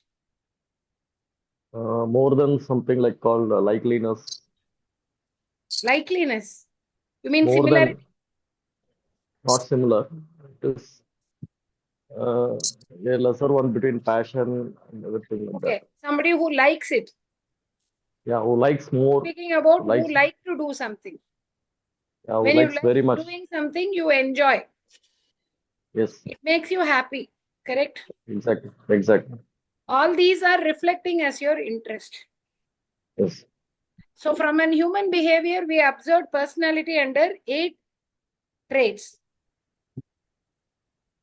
or 4 different factors. Similarly, interest also can be factorized and learned. So how many interest factors are there? For personality, we applied Carl Jung and Myers-Briggs model. For And the other interest, name you are telling, I'm not able to get you the other name. Carl Jung, and the other one is Myers-Briggs. Myers and Briggs, right? Myers-Briggs indicator, type indicator. Okay, fine. Okay. It's called as MBTI. I've already shared textual materials to you. Okay. So now coming to the interest. For interest, we are applying John Holland model. John Holland model is known as RIASEC model. It's famously known as 6-factor theory or hexagonal model of interest analysis. What John Holland says is, according to him, interest can be under 6 different behavioral factors of a person. Not each one of us have only one interest in us. All of us have all these 6 interests. And even in every work nature, all these 6 interests can be identified. Then how do we actually do the career mapping? Interest is all about prioritization. Either in a person or at a work. We are prioritizing the interest factors. The assessment process will break down the characteristics into multiple questions under each factor. You can see each interest factor here is represented with 6 alphabets. RIASEC. Like in personality, we were having extrovert as E, introvert as I, sensing as S, intuitive as N, thinking as T, feeling as F, judging as J, and perceiving as P. Likewise, here also, it is symbolized with an alphabet. RIASEC. Each interest factor has its own characteristics. These are independent. Not every characteristic is absent in a person or highly present in a person. All of them are present, but in different proportion. We have to observe the prioritization of a person's interest. So what we do, each interest factor, basis its characteristic, is broken down into 6 or 7 questions. The response of the candidate is measured in a scale of 100. Not overall 100, each interest factor in a scale of 100. When this question is actually given to the candidate, they are possible to respond under a 3-point scale. We are researching whether the person has that interest or not. So based on that, we are arriving the suitability.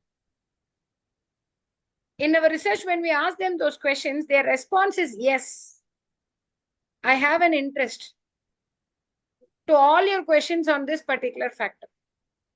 Then we see the score of that interest factor is possible to be 100%, correct? When all the 6 or 7 questions are answered yes by the candidate, you can see that interest is 100% available because we are approaching things quantitative. when any one of the interest or more of the interest factors are possible to be between 0 to 99. That is, it is not 100%. There is a gap. If it is 90%, yes, then 20%, 10% there is a gap. It can be 85%, 15% gap. The gap is denoting the unavailable interest. Why is it regarded as unavailable? Because the candidate could have answered no or not sure. If the candidate is interested, he or she will say yes. If they are not interested, they'll say no.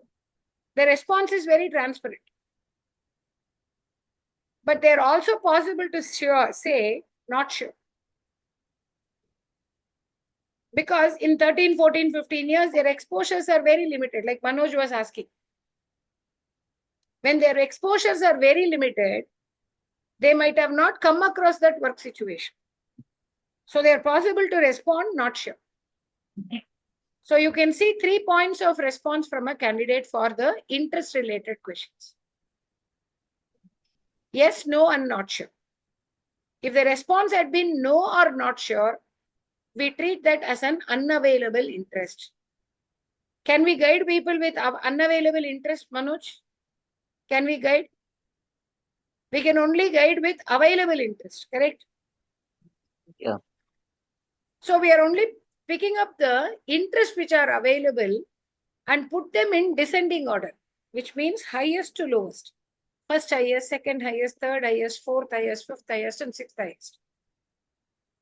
When that bar chart is put, the scorecard is put, we don't consider all the 6 interests to map them to a career selection. We only consider the top 3 interests. Out of the 6 interests available in a person, we are considering a priority only which is in the top 3 position. The bottom 3, its presence or no presence does not affect their suitability. That's the message. To be having an impact on their suitability, the primary 3 interests plays a major role. So that way, in every individual, the correlation will be between the work nature and the individual's behavior only from the top 3 interests. The top 3 interests, the first highest is primary interest, second highest is secondary interest, third highest is tertiary interest. So we are actually correlating between the 3. In personality, we correlated between 4 factors. How do you quantify the level of this, like the top 3? How do you quantify it? By the number of questions asked, or how is it? Yes, we ask uniformly 7 questions under each interest factor. There is a characteristic for each and every interest. Rakesh? Yeah. So when we break them down as, questions, the response of the candidate is yes to all the questions, then 100%. If it is only 70%, then there is a 30% gap, isn't it? Okay. The probability of that 30%, only the student knows. How many of them the student has said no and not sure? If the student is not interested, we should actually respect that also, isn't it? No means no. If they are yes, we can encourage them. We can support them. If they are no, we also still have to support them, correct? Yeah. But if they say not sure, why do they say not sure? Not sure is when they are not interested. Not experienced. There are 2 reasons. One is like, they have not got that exposure. If they have experience, they at least have some average knowledge, correct?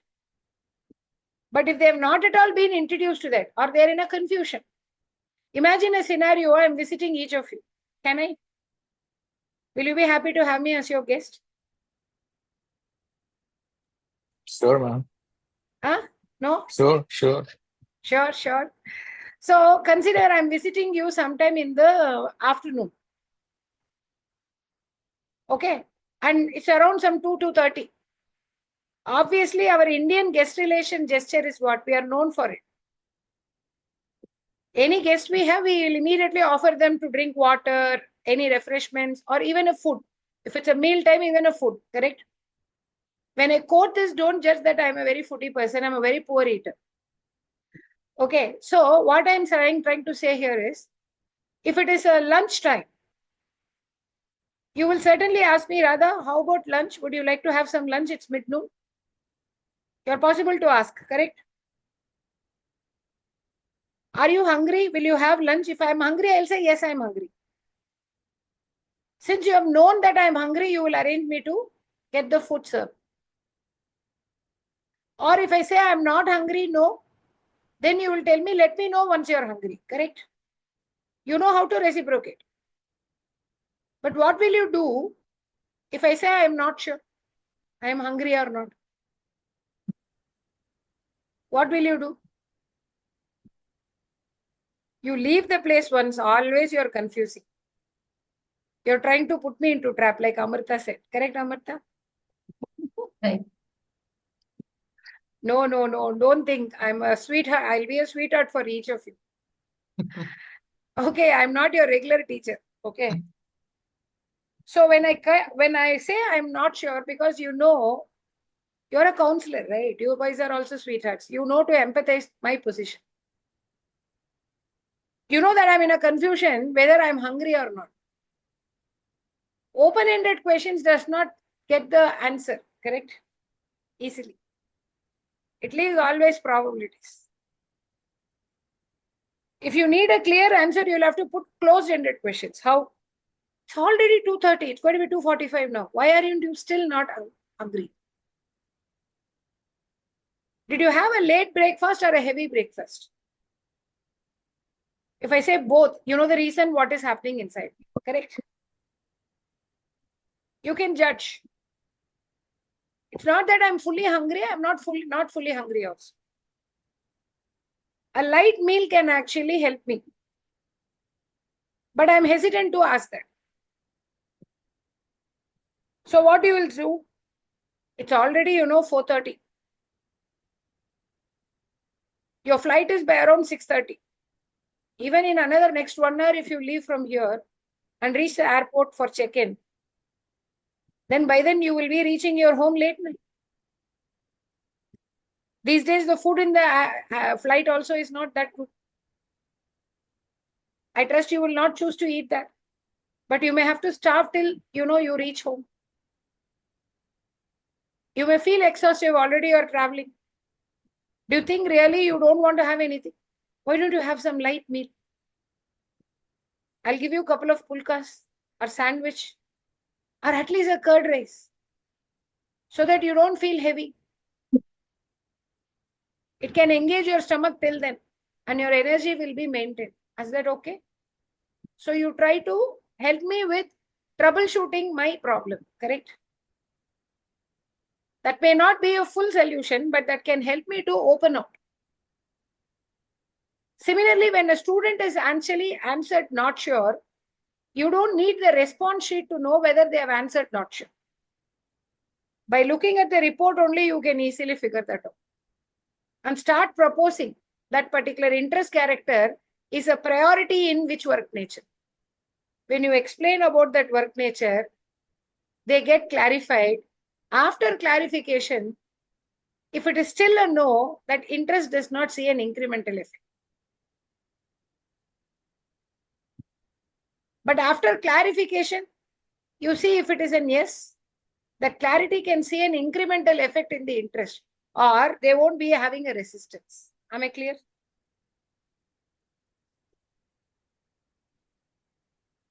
Yeah. So we are only doing the prioritization by its score. So when we put them 1 to 6, we are only considering the 3.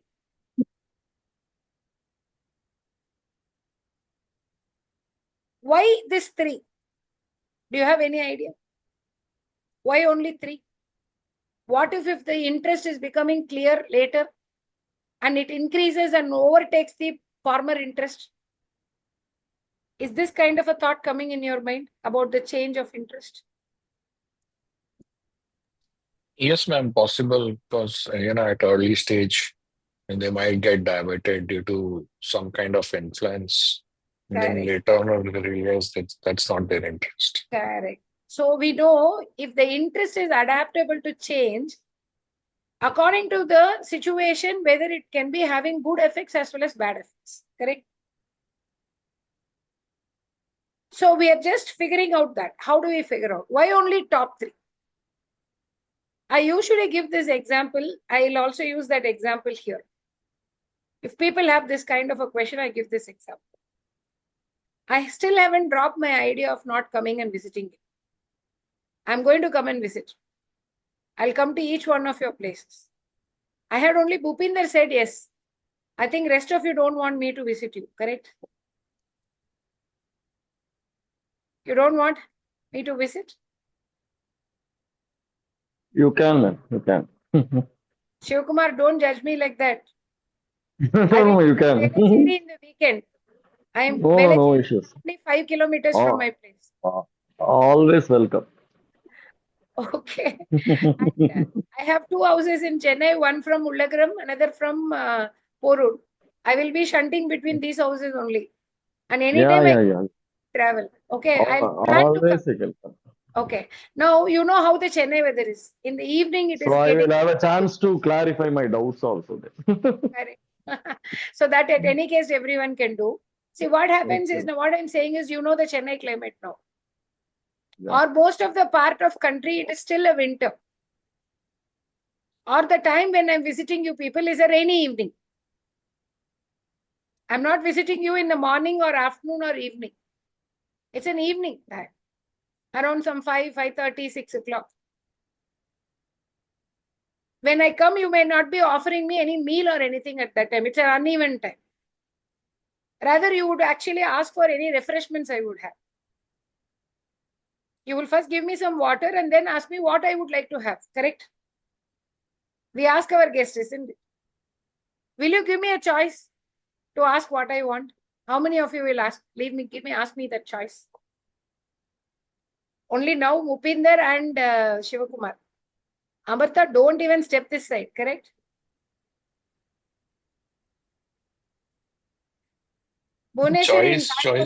Choice will be basically for tea or coffee at that moment, in case that is the time. Correct. And even in a rainy evening, tea or coffee and hot drink would serve well, correct? Yes. So I don't have coffees, but I enjoy having Indian tea. Indian type of tea. So in this Indian type of tea, can you tell me what are the ingredients you will add? Can you name me some 6 ingredients which will make a wonderful Indian tea? Ginger. Tea powder. Wait, I will make a note. Ginger. Tea powder. Okay. Sugar, water, milk. Sugar. Sorry, 1 minute. Sugar. Water. Milk. Okay. Then Ilaichi. Cardamom. Okay, super. These 6 will make a wonderful tea. Right. Right? From the 6, you have to use only any 3. Which will be your priority? Tea, sugar, water. Yeah. Tea, sugar, water. Right. Tea powder, sugar, water. Yeah. Tea powder, sugar, water. Did I mention that I wanted a black tea? I mentioned it's an Indian tea. Okay. So maybe milk. Yeah. Yeah, tell. So milk instead of water. Milk. Yeah. So what is the priority? Yeah, these 3. Which is the primary ingredient, primary most ingredient? Tea powder, sugar and milk. Can you mix tea powder and sugar and just put it to your mouth? You need a liquid agent, correct? Between sugar and milk, which is more important? Milk. Right? So you have, just a minute. So the primary ingredient now instead of ginger has become tea. Secondary ingredient instead of tea powder has become milk. Tertiary ingredient is what? sugar, correct? Mhm. I am not a diabetic person. So these are definitely important to prepare a normal tea, correct? Right. Do you see water, ginger, and cardamom are optional factors? You still can prepare a tea without it, correct? Correct. Can milk or sugar be a primary ingredient? No. When the beverage wanted is an Indian tea, it is the primary ingredient, correct? Tea powder is the primary ingredient. If I had actually, told that I would like to have a hot drink, any hot drink, then you would have added milk as a primary ingredient, correct? You can add coffee, Bonvita, Horlicks, anything, Complan. But I was very specific. I like to have an Indian tea. Indian tea is made with milk, right? And I never said I am diabetic. I'm a normal consumer, fortunately, till date. So you will add a sweetener. You add a white sugar or a palm sugar or a country sugar, that's different. But these three make a perfect composition, correct? Similarly, in the career scenarios also, the primary interest helps you in indicating which career cluster the candidate can be more suitable. Can you tell me how many clusters are there? 6. No. 12 clusters. Collectively, no. 20. 20. 20. Yes, yes.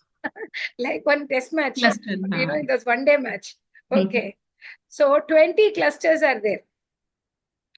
So in every cluster, there will be one interest standing like a tea powder, very indispensable. On the different work natures, that interest will definitely be a part of it. It is indispensable. So that primary interest, dominant interest in a person can indicate which cluster the candidate can be mapped. Clear? Like the tea correlates with milk to make it an Indian tea, the secondary dominant interest, it will correlate with the primary interest to identify the educational journey inside that career field. What is that educational journey called as? Career path, correct? There are 20 clusters. How many career paths are there? 150. 154 career paths. So we know they are unevenly distributed in 20 clusters. So the correlation between the primary and secondary interest will help us identify the career path inside the cluster, which is dominantly suitable. And the correlation between the tertiary, primary, secondary, and tertiary interest helps us in understanding which specific occupation the student or the candidate is suitable. So these top 3 combinations are mapped to 3,000 occupations and figured out in which occupation it is also standing precisely the same priority. So that we are able to compare and tell that this particular career option is more suitable to the candidate. The remaining interest factors stand as water, ginger, and cardamom. Are you clear? Clear.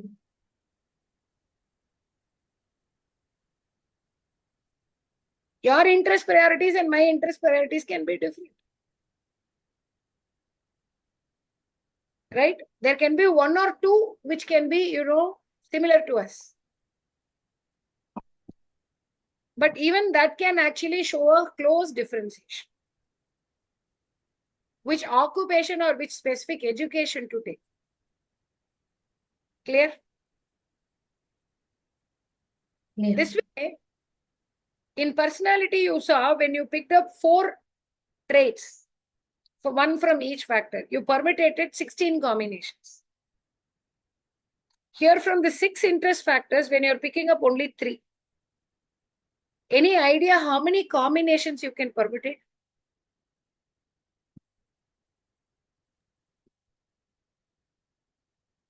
That is 6. No.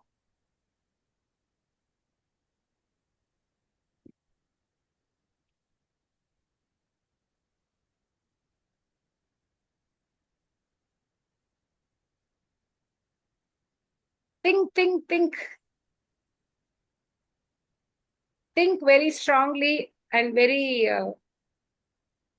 extensively so that you can generate an 100 watts electrical energy.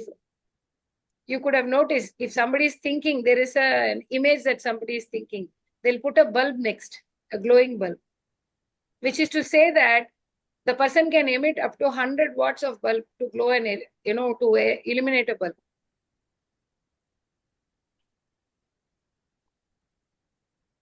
How many combinations do you see from the 6 factors? They can be any 3. 18? No. You can make 720 combinations.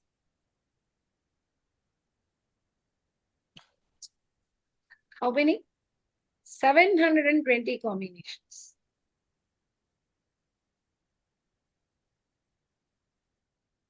You take one hemisphere of interest, C, R, and I.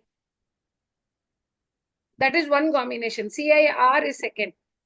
ICR is third. IRC is 4. RIC is 6. RIC is 5. RCI is 6. So this way, you have in one hemisphere itself of 3, you have around 6. So you can actually make multiple permutations. When one is primary, other can be, any of the other 5 can be the second. The rest of the 4, any one can be the tertiary. So it is 6 factorial, a formula applied. When you put 6 factorial, it is around 720 permutations.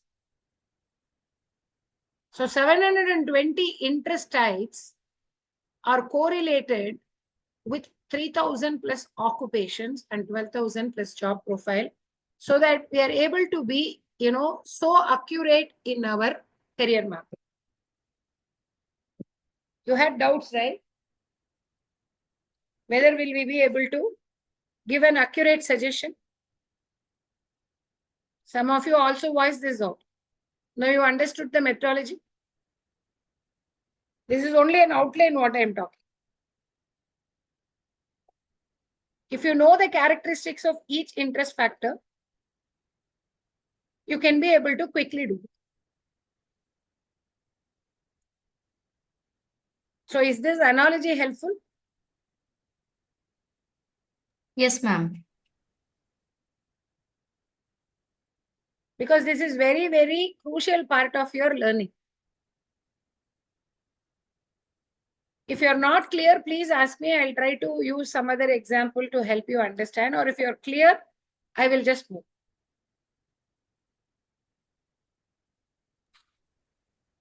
The only thing is 720 combinations. That is something not clear.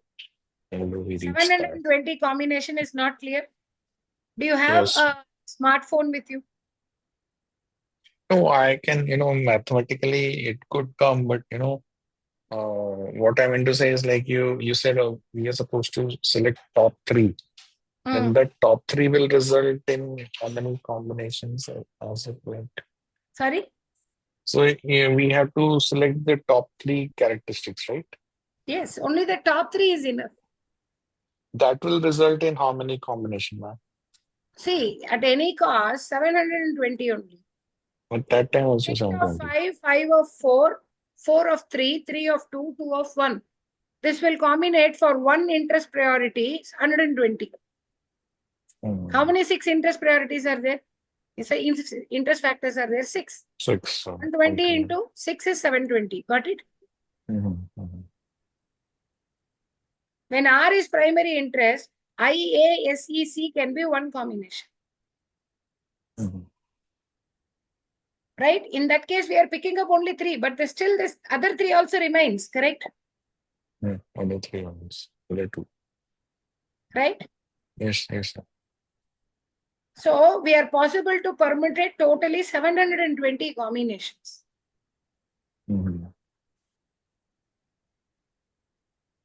Even though we make 720 combinations from the 6 factors, in each of the combination, we are only picking up the top 3 interest. Understood? Because the bottom three will not be in a priority at all, so that it will not impact their availability or unavailability for the career. See, we have to understand all these interest factors are also available in every work nature. Every human being also has it. We are only prioritizing. Clear, Bhupendi? Bhuneshwari, is it clear? You are a mathematician. If Yes, you don't know, I cannot also know. Yes, ma'am. It's clear. Amrita, Yes, ma'am. Manoj,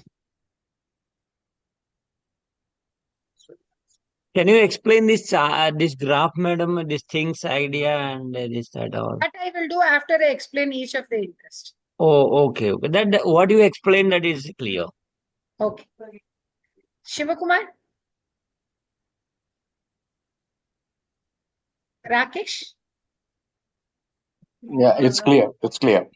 It's clear, right? So is it interesting to know? Is the interest starting with a big Josh? How is interest?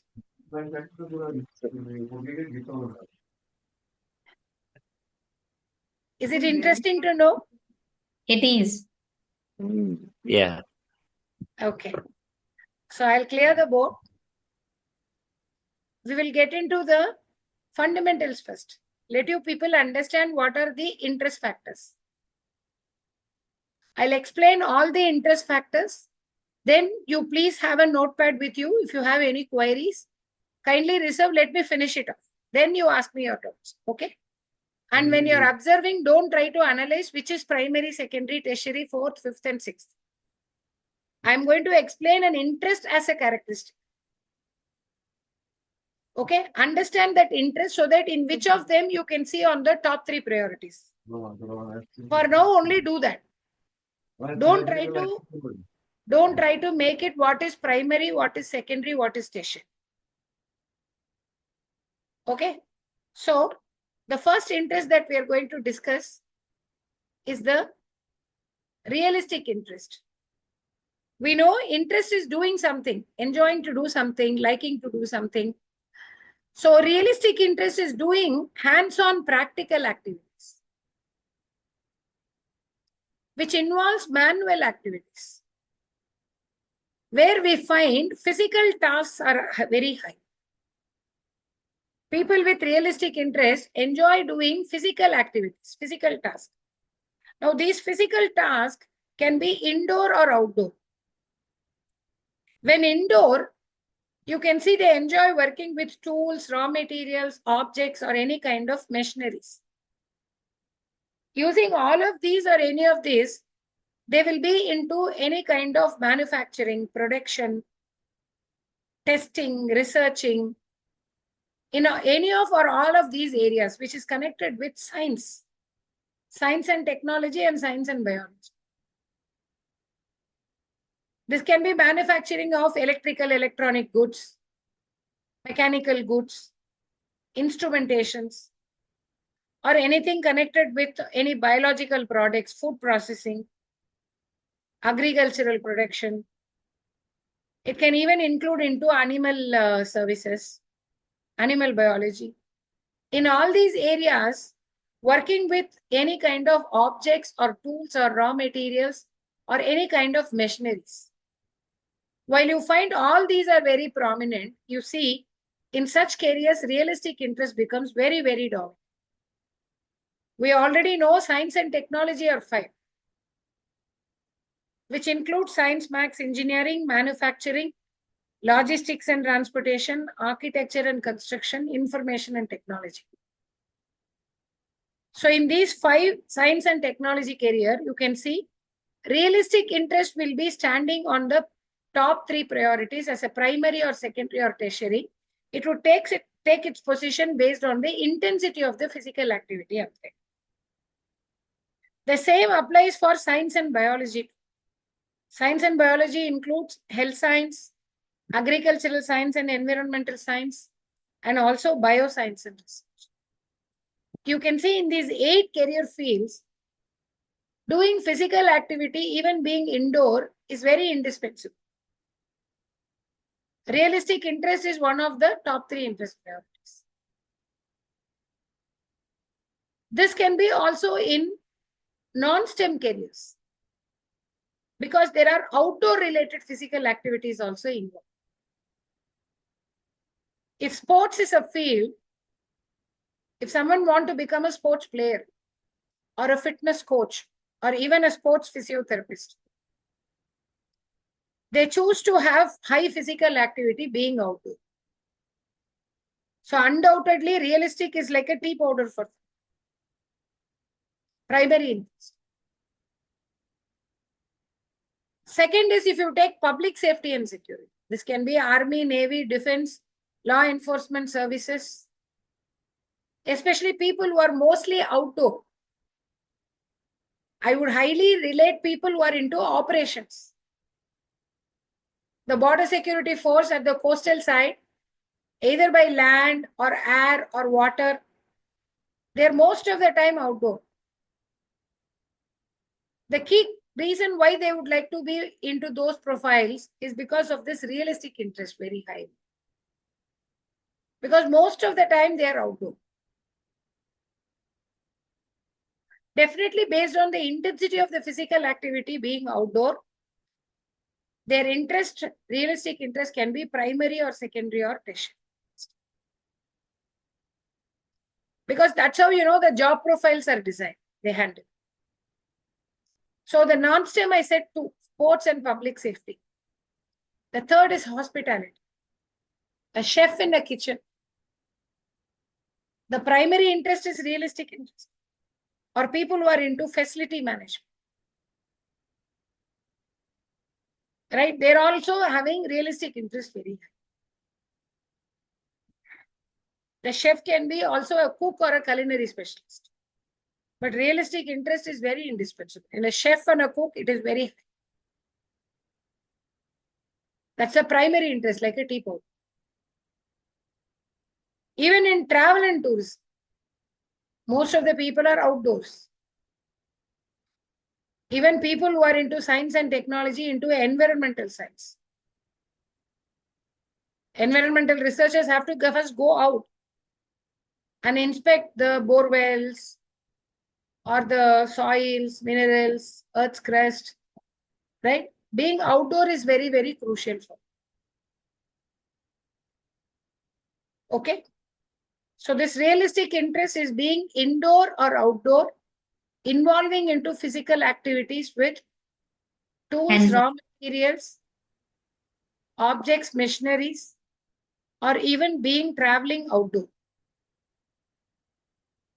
So the next interest is investigative interest. People with investigative interest are called as thinkers. They enjoy deep thinking. Through deep thinking, they enjoy researching. Through researching, they analyze. All these are to apply in any kind of intellectual problem solving. Whenever we apply our intellect, we will deep think, research, analyze, and we will be working to solve problems. To derive a problem statement, all these are actually, very mandatory process. And these are connected largely with science or maths or technology, all the three or either of them. Any problem solving applications on these 3 areas, which involves deep thinking, researching, analyzing, is investigative. Right? So this you can see in every science and technology and science and biology areas. It can be a research design or a research and development.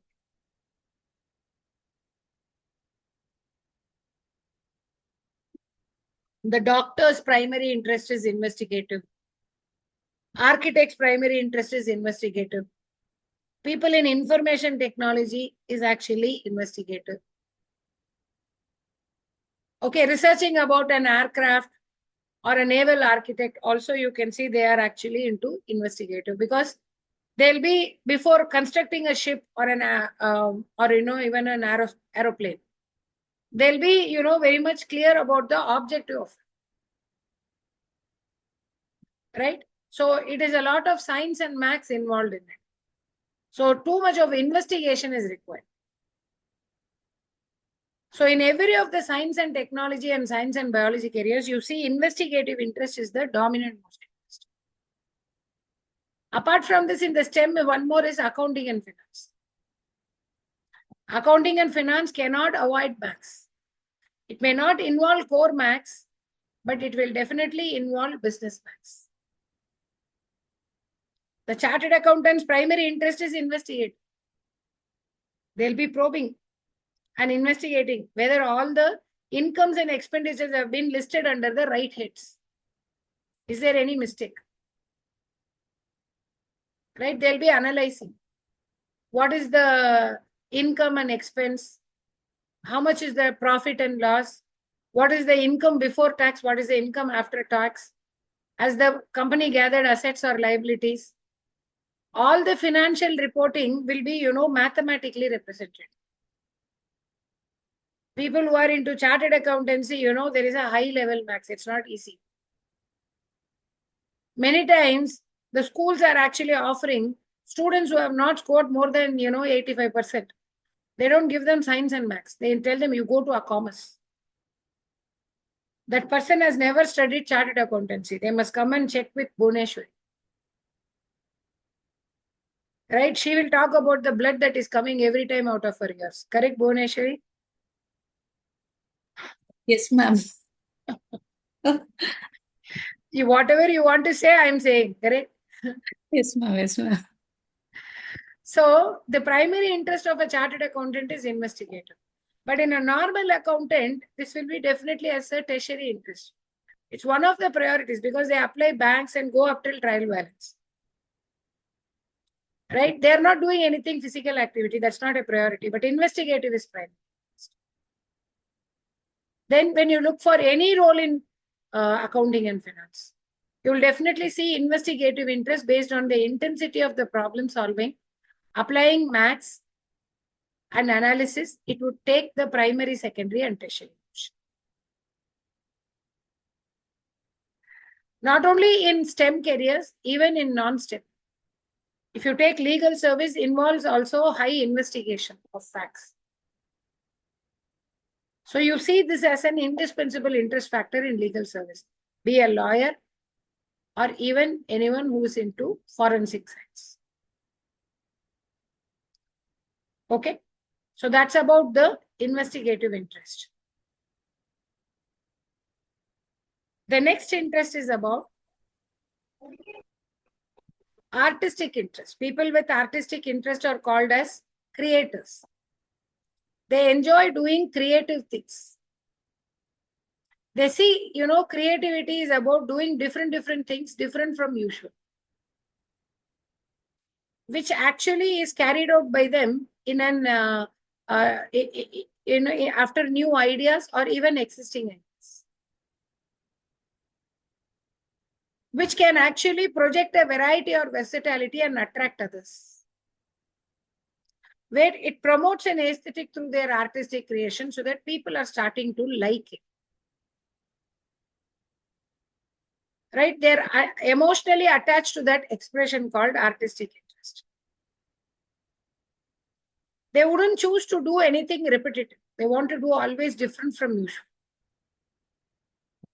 Even smallest things, they will be actually visualizing as a bigger picture. All these are possible when artistic interest is extraordinarily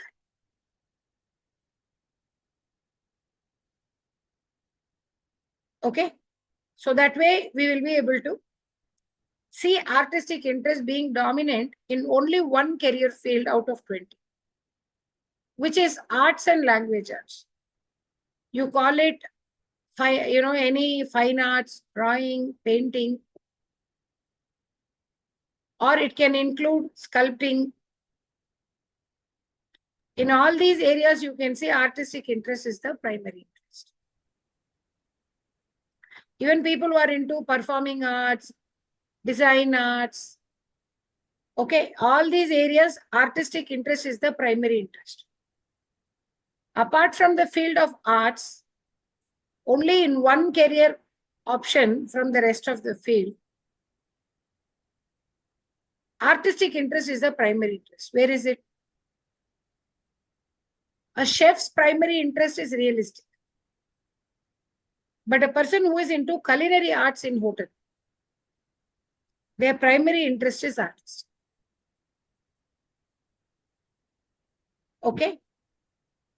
But it can be a secondary or tertiary interest. Take for an architect. Primary interest for an architect is investigate. Secondary interest is artistic and tertiary interest is realistic. Where does the interior designer come here? Interior designer will be more artistic. They are not investigative. They'll have another priority. They'll have artistic and realistic also. But more than investigative, their priority will be on something else, which is underway. Okay? So an architect is investigative, artistic, and realistic. This can be a civil engineering architect or a system architect also. Architectural design can be the general architecture or a landscape architecture also. Okay, it will be always calculated because, as I said, no, they are to probe and then only ideate according to the problem statement. So this artistic interest can be in some other career also, which is a secondary interest or a tertiary interest. Take marketing. The marketing, if it's a direct marketing, advertising and communication is one drive. Right? In branding, retailing, if any kind of strategical approaches of market, in all these scenarios, you see artistic interest is possible to be a secondary or a tertiary priority. Why? You wanted to know if anybody wanted to become a counselor. What are you all going to do? You're going to give them a visualization of a career life for them. Yes? If artistic interest is one of your priorities, definitely you will be also suggested with that. Agreed?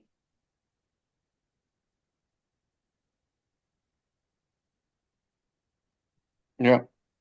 Is artistic interest clear? Any questions?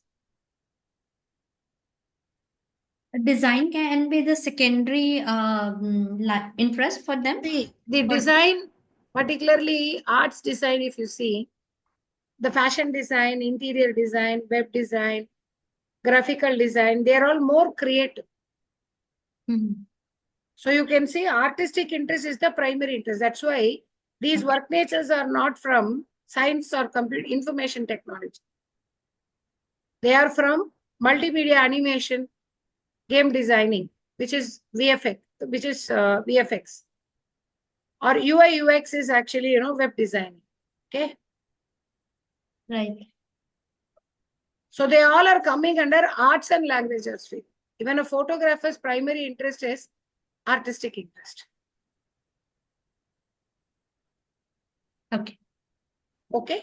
And the town planning, when the B plan student. Urban planning only I said, no. Urban planning is investigative, artistic, and realistic.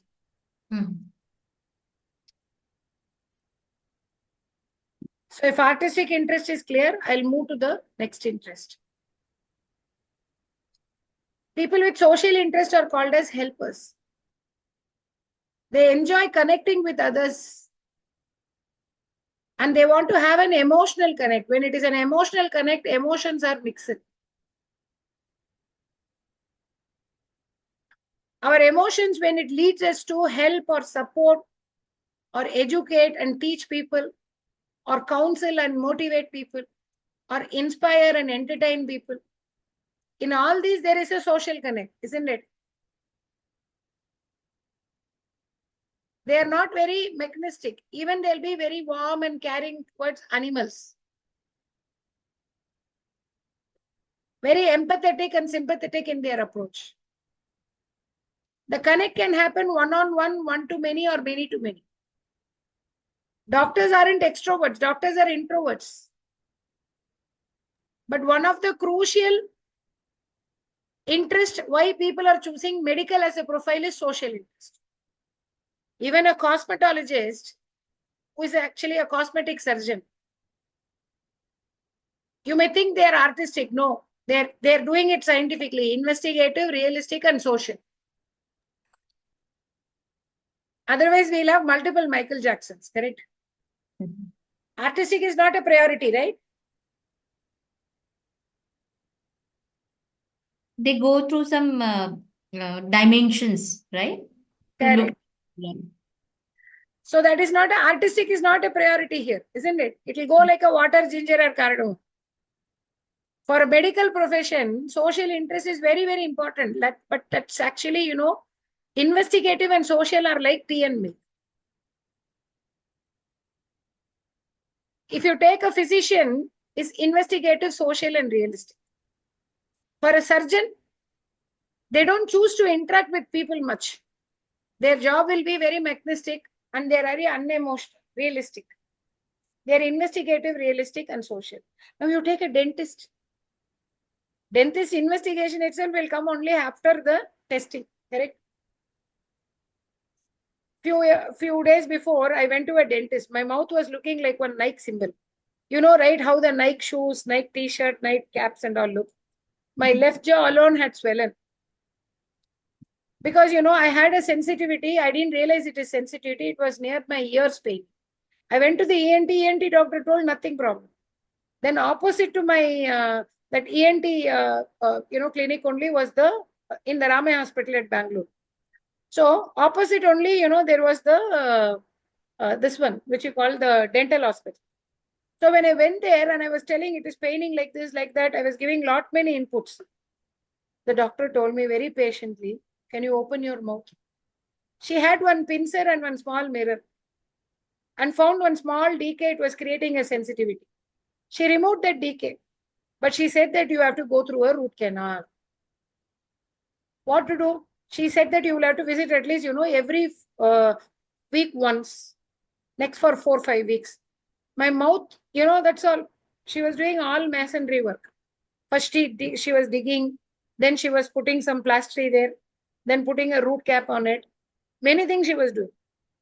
A dentist or an optometrist, they start with testing. Realistic, investigative, and social. If you take a physiotherapist, they are realistic, social, and investigative.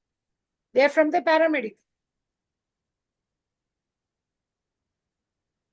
Okay, now where will you put a person who is into public safety and security? We know public safety, the soldiers are people who are, in the, outdoor services. Their realistic interest is very, very important. That is standing as a dominant most interest. But they were all thinkers, correct? National defense or army, navy people or police officers, they're all thinkers. If they are feelers, a border security force, a soldier is watching an enemy encroaching.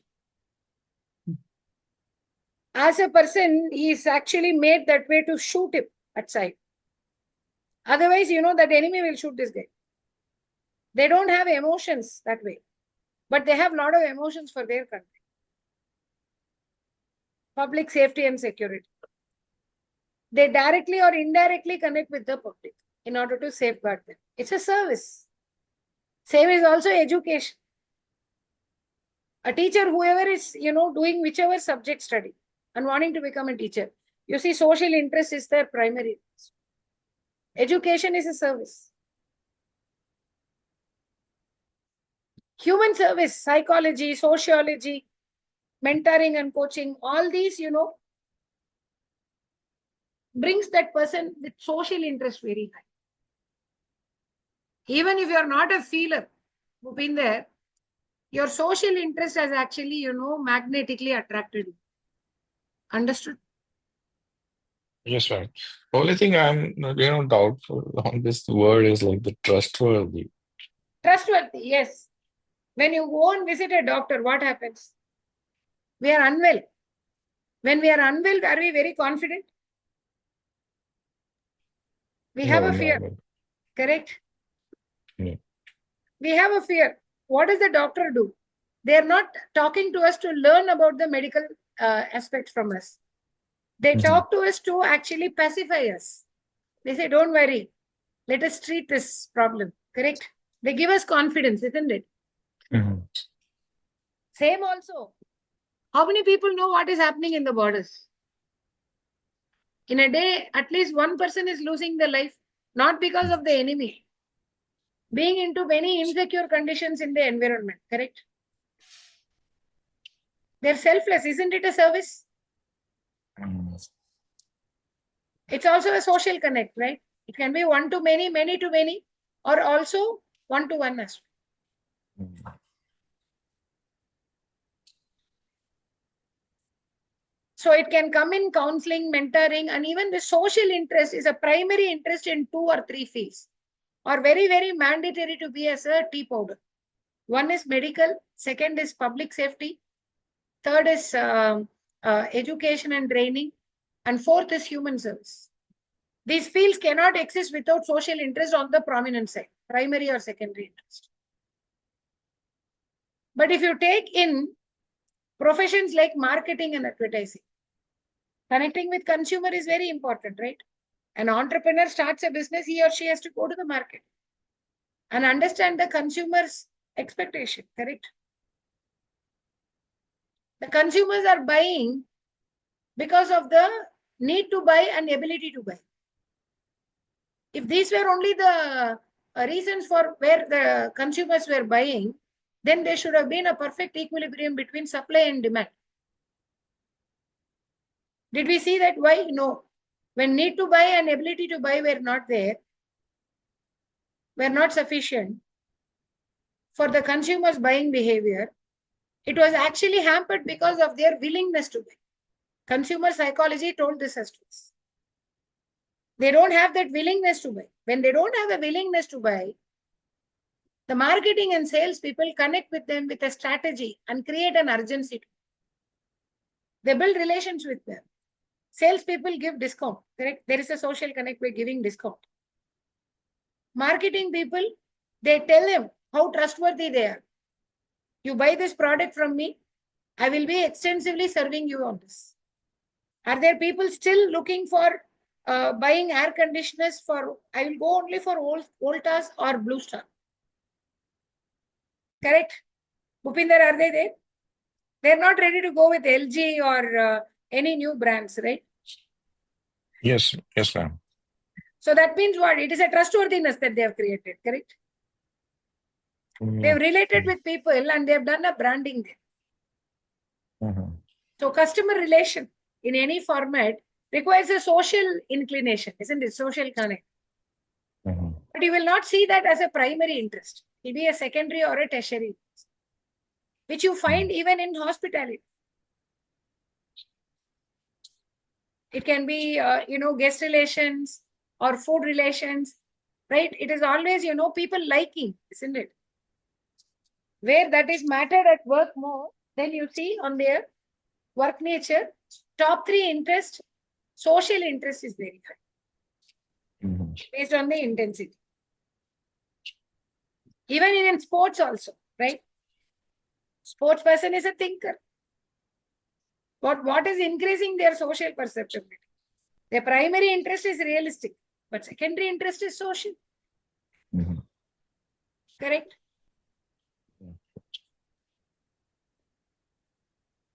Even if arts, any of them, the artwork, the creativity is going to emotionally connect with them, like fashion designers,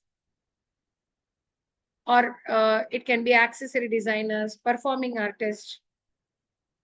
For all these people, social is actually the milk along with the artistic interest. The next interest that we are going to see is enterprising interest. People with enterprising interest are called as persuaders. What do we mean by persuading? Persuading in general, people will understand that somebody is actually insisting us to do something or trying to, overpower us. They're actually, demanding us to do something, instructing or putting conditions, right? Where there is a compulsion or an enforcement. But actually, if you can put this in a positive way, you can call it as an influence. I call people with enterprising interest as influencers. They enjoy influencing others. John Holland says there are three objectives one would desire to influence others. The first objective to influence others is for a business objective or a business gain. When there is a monetary economical takeaway, right? People will be persuading others, influencing others. Sales, marketing are the same. There is a business objective or a business gain, monetary gain. The second objective is leadership. What is leadership? Leaders are there where people follow the leader. They enjoy others following them. When will anybody ready to be following us? One or the other way, in one or the other situation, we should have actually solved their problems. Problem solving, if I say, there are actually in two perspectives at workplace. One is applying your intellect and solving problems. That can be connected with math, science, technology, all the three or either of them. That time you are investigating. You probe and analyze. Here, in order to lead, you analyze and solve problem. What kind of problem? Situational problems. Take, for instance, a lawyer. When is the importance of a lawyer coming? When somebody is allegated or convicted on a legal front. If they have to be relieved or bailed from that. Right? The lawyer is actually, coming forward to help them and relieving them on that. If there is any kind of a situation we are put into, and if there is a person coming and solving it for us, we look at them like, a God-sent person. Hey, you are my savior. Whatever you tell, it is Bible to me. I will do. You tell, I'll do. Give me some instructions, no? I will do, please. This so people will come and actually ask us. There is an influencing on the leadership. Leadership is elevated after situational problems. Not only limiting to it, the third objective is risk-taking. Influencing for risk-taking. We agree, right? Nobody will be ready to take risk easily. If they know there is a risk, they will try to run away. It holds with us also the same. But when we are influencing ourselves to take a risk, did you notice we become entrepreneurs? Because in entrepreneurship and business, there is a high risk, isn't it? And especially entrepreneurs are open to experiences. Business management is entrepreneurship. The leaders are also open to experience. So in business management or entrepreneurs or marketing or sales, you see enterprising interest is the primary interest. Business management is a separate cluster, which can include, business operations management, business project management, non-technology, international business management, fashion business management. Then we have also, financial business management, human resource management. For all these areas, you can see enterprising interest is the primary interest. It is a tea powder. This is a separate cluster altogether. Entrepreneurship comes from a separate cluster called marketing and advertising. Marketing is actually direct marketing, under which you have professional sales or advertising and communication. Then next is strategic marketing, in which you have digital marketing. And we also have careers related to branding and visual merchandising and retailing. So in all these areas, you can see enterprising interest is the highest because you see all these three elements. Business objective, business gain, leadership, and situational problems. competition, right? They want to lead through the competition also. This can see one level high in media. If you take media and communication, journalism is print media. They'll be particular about how many circulations they have actually been able to send across different geographies, so that they can have the advertisers to their magazine. They generate revenue through only the advertisements. This is very, very high in visual media, TRP. How is this TRP coming? Television rating point. The statistic is drawn through an equipment called barometer, which has been installed by Broadcasting Ministry of India in the midst of every 5,000 buildings. This can detect and say which program, which channel is being maximum watched. In India, there is a prime time hour between evening 7 p.m. to 10:30. The TRP inputs will be coming only during these stages, this particular time band. You can see every 30 minutes in different channels, there'll be different programs which are telecasted. Out of that 30-minute slot, only 10 to 12 minutes, the core program will be telecast.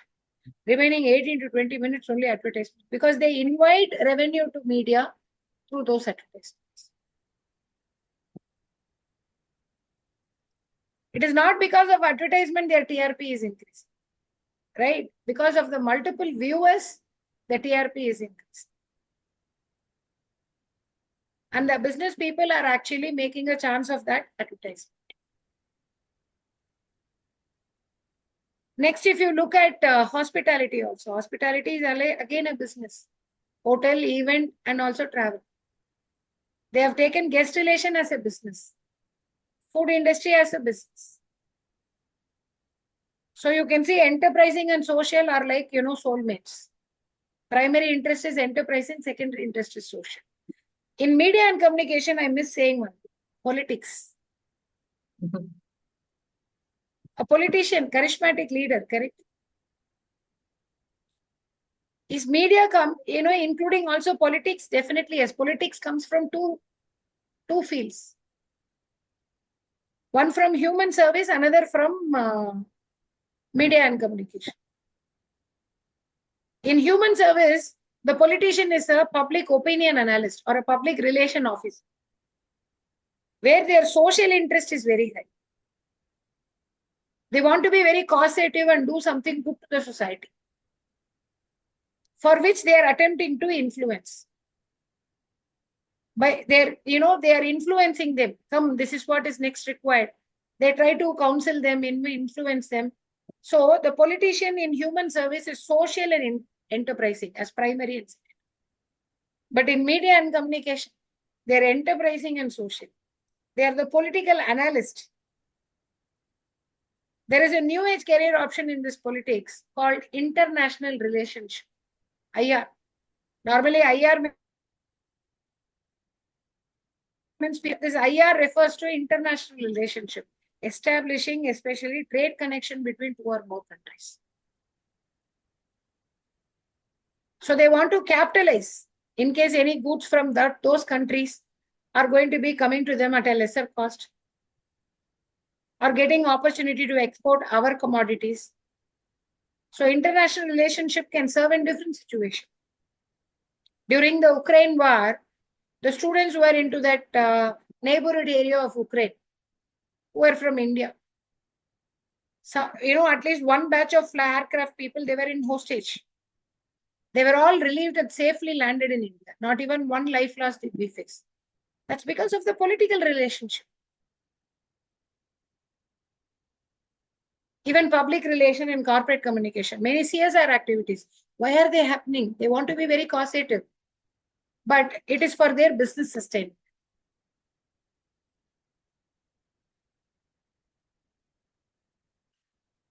Even a lawyer influences the whole court. Enterprising interest is the primary interest. They have leadership, they have business objective, they have also risk-taking. In a lawyer, enterprising interest is primary interest. In order to influence and lead the legal situation, they investigate. So the primary interest is enterprising, secondary interest is investigating. But if you look at an information and technology specialist, specifically in ethical hacking, what is ethical hacking? When any company has got a cloud computing, if they are actually, holding their business information in their cloud server, they're highly vulnerable to be, thieved by the many hackers, competitors. So they exclusively appoint hackers. They'll be able to penetrate and hack the data. There are two roles in ethical hacking. One is a security architect, and another is a hacker. Security architect will be able to penetrate into their own system and see whether there is any vulnerability. So that will it be actually easy for the competitors to attack. And they'll keep iterating newer and newer programs. If not, there is a high risk their business information will be thieved. Look at the hacker. Hacker is drawing the business information from the competitors for a business object. There is a risk because they cannot be, spared if somebody is, if the hacker is going to hack the information from a business owned cloud compute. They'll be put behind the bars. So there it is investigative and enterprising only. Both of them have investigative and enterprising as their primary and secondary. But for a security architect, since they have to keep iterating newer and newer programs, they're investigative, enterprising, and artistic. But if you look at a digital marketer, they're enterprising, investigative, and artistic. Am I clear?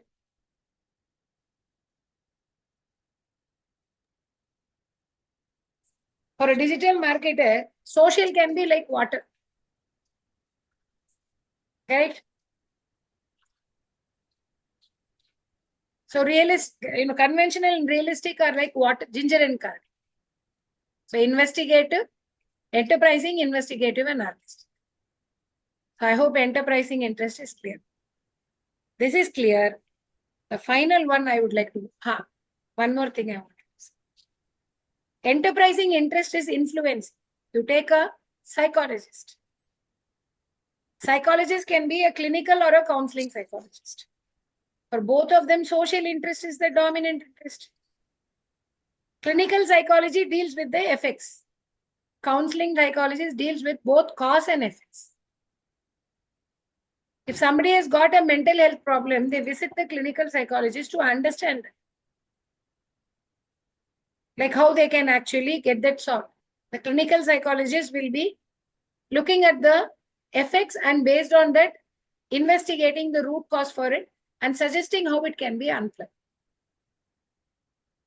But when it's coming for counseling psychology, they include also a plan to be given to them, so they are trying to influence them. So therefore, counseling psychologist secondary interest will be enterprise. And both of them can be artistic also. So SIE, SE, SEI, SIE for clinical psychologist, SEI for counseling psychologist, because counseling psychology means what? When you're counseling somebody, you're influencing others' thoughts. So counseling psychology can be SEI or it can be SEA also. A mentor and a coach is SE. Finally, we have conventional interest. People with conventional interest are called as organizers. They enjoy working in an organized way. And the first and foremost enjoyment comes by working with data and details. They see high enjoyment working with data and details. If the data and details are factual real-time figures and structured, they see high enjoyment in working with them because everything is systematic. No ambiguity, no uncertainty, everything is in an orderly way. And that method of systematically working helps them to manage the work.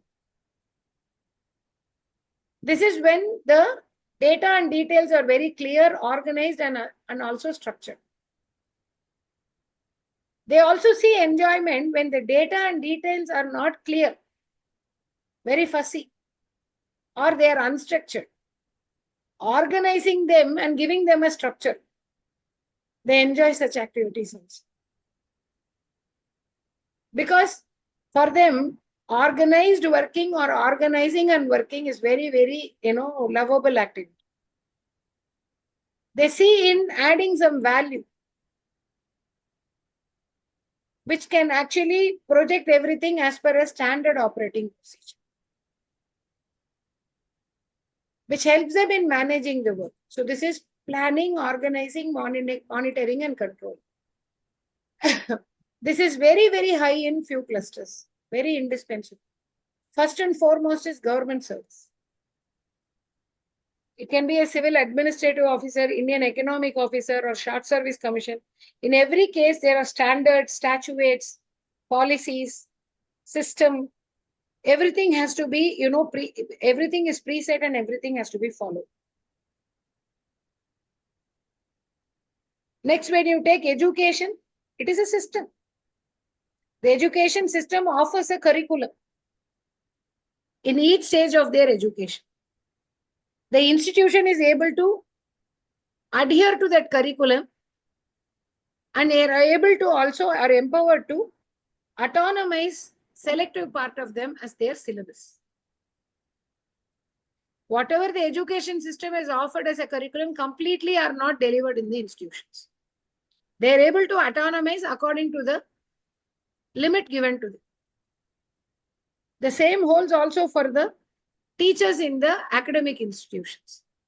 At a primary school, high school, or higher secondary school, they can only teach the relevant subject, what is prescribed for that particular time period. So education also not only operates with social, it operates directly with convention. This is the second. Third is the legal system. So legal system can include any kind of judicial management. Then the fourth cluster is accounting and finance. Right? And after this, you can include careers related to science and biology. Because it's all research and development, not a research design to be artistic. It is more about conventional. So these are the careers where you can find even business management. If business management primary interest is enterprising, secondary is conventional, and tertiary is social. Okay, I hope conventional interest is clear. You have any questions on all the 6 interests, you can ask me one by one. So it goes, ma'am, it goes so much similar with judging. Obviously. So all these are like correlated with each other finally. Yeah, can be. Because you identify the interest in the place where you evolve. Right? Yes, ma'am. You're nurtured with that interest only because you're evolving there.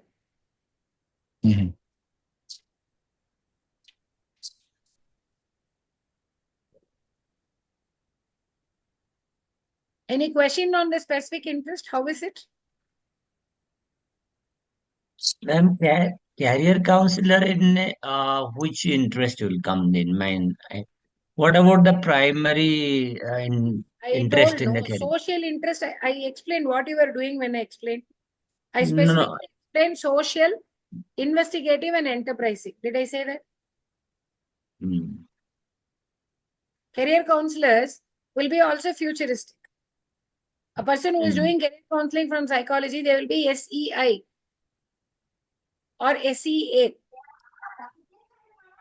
Okay, mentors and coaches are SEA, correct? Yes, ma'am.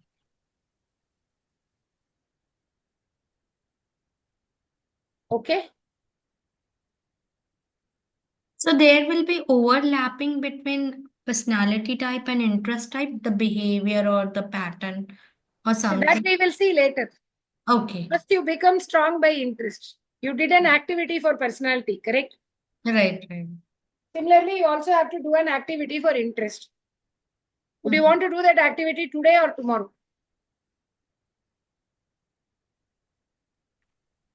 Tomorrow, ma'am, tomorrow.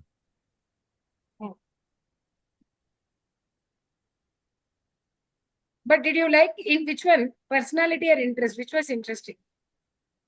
I feel interest is more interesting. Okay. We'll make it more interesting tomorrow. Okay? But it's also difficult. Huh? See, then how will you know your own self-worth? You Yeah, have to suffer through the difficulty, right? actually, it is great, ma'am. I'm like, there are so many things to understand for a personality. Like, it's really thought-provoking. We can't just play around with somebody's career. There's so many things involved in that. Correct. See, you're watching only trailer. Main picture is yet to start. Trailer is only so big. Huh? Trailer itself is such a huge. What will the picture size? Main picture is yet to start. You will have a roller coaster. Don't worry. So, ma'am, the company secretary will come under the social and Why social? No. Company secretary will have to be what? You first go through the RIASEC circle. Is there realistic interest important for a company secretary? It is Is important. that a priority? Is there any physical activity working with tools, raw materials, outdoors? No. Is that anything required? That's not a priority, correct? Right. Is investigative interest in a company secretary important? Yes, legal is there. Law will be there. Yeah. Perfect. Investigative interest is there. We can shortlist. Yes. Is artistic interest essential? No. Are they working with any creativity or anything? No. You have set artistic and realistic as ginger and cardamom, correct? Right. Now tell me, are they emotionally connecting with anybody? Is that a priority for them? No, not directly. Correct. That is not actually. They don't counsel, they don't teach, they don't nurse, right? They don't do anything on that case. So that is also not a priority like a water. Clear? Now, is enterprising interest a priority for them? You said legal investigation. And company secretary handles what? They handle, yeah. Why is a company secretary being, hired or deployed? They are the person who check the company is following all rule or regulation or not. Exactly. Legal statutes, correct? Right. So that is for a business objective, right? They handle risk, they lead, everything they do, right? A company secretary is deployed in a partnership company. It could be a closed group partnership or, it can be a limited liability partnership. It can be a public limited or a private limited. They know the statutes of powers for all the parties, correct? All the stakeholders. And they will take the complete, the articles of association, memorandum of understanding, everything they will only articulate, correct? Right? And they will be actually leaving the powers. They won't be very gross. They'll be giving accurate powers, correct, for each of them. And any changes, they have to call for a meeting and pass a resolution formally, correct? Correct. So they hold the complete leadership in that front, isn't it? Right. Enterprising is there. And then conventional also. Okay. Because they work with a lot of legal or data. Yeah. Enterprising, investigative, conventional. Understood? Understood. So that's why company secretary who can do, they can also called as a corporate lawyer. Both of them handle identical profiles. Correct? Right. Nice. Yeah. Yes, ma'am. So a company secretary is EIC. Okay. In business, you can see there is actually a person called Business Financial Risk Management. Have you heard about the Chartered Financial Analyst? Yes, CFA. Yeah. So that is also a commercial practice like Chartered Accountancy or CMA or ACS. Okay, so for that, if these people handle in established conglomerates. When they have different verticals and different products in different segments of market, vertical or horizontal segments. When they have variety of products, what they will do when they are newly introducing something, right, there will be a huge thought process behind it. What kind of revenue will this yield in how many years? What is the period? And they will be working a lot of business intelligence related activities. So in that case, they are enterprising, conventional, and investigative. Right, right. Now there is one more profession called actuarian in the same accounting. Yeah, I was supposed to. Yeah. So actuarian is the highest paid profession in insurance industry. Correct. They study actuarial science. To study actuarial science, there are 3 navigators. One, a class student finished class 10, who has cleared class 10, becomes eligible to take a common entrance exam administered by Institute of Actuaries in India. Like for CA, we have an institute. ICWA is now named as CMA. ACET, right? ACET. The exam. Yeah, ACET. ACET is given by Institute of Actuaries in India. So what they do is they administer this common entrance exam 3 times in a year. One in February, one in April, another in July. Right. So the student who clears this particular entrance exam, they become the member of that institute. Post which they have to clear 15 papers of articleship. Bhuneshwari, in CA, how many papers you're clearing? 19 or 20? They've changed, ma'am. Like now they have made it as 6 in final and 6 in intermediate, 12. And if you are going to write your foundation, then again 4 more papers, ma'am. That's what, 18 or 19, if I was given to understand. Yes, ma'am. So therefore, the CA final will definitely have at least completion of so much. So likewise, in this actuarial science, you have to finish 15 papers. You do graduation, you do your higher studies, no issues. Once you finish this 15 papers of articleship, you can be directly hired in an insurance company as an actuary. For such kind of role, you know what is the entry level salary? Currently between 12 to 15 lakhs. Even without a graduation. And it is one of the toughest exam too, ma'am. Correct. You need good knowledge about math, statistics, and economics. And a student who has studied, commerce with insurance, BCom with insurance, or math, statistics, and economics, or math, statistics, and computer science in their undergraduation. They can do a post-graduation MSc in actuarial science or MBA in actuarial science.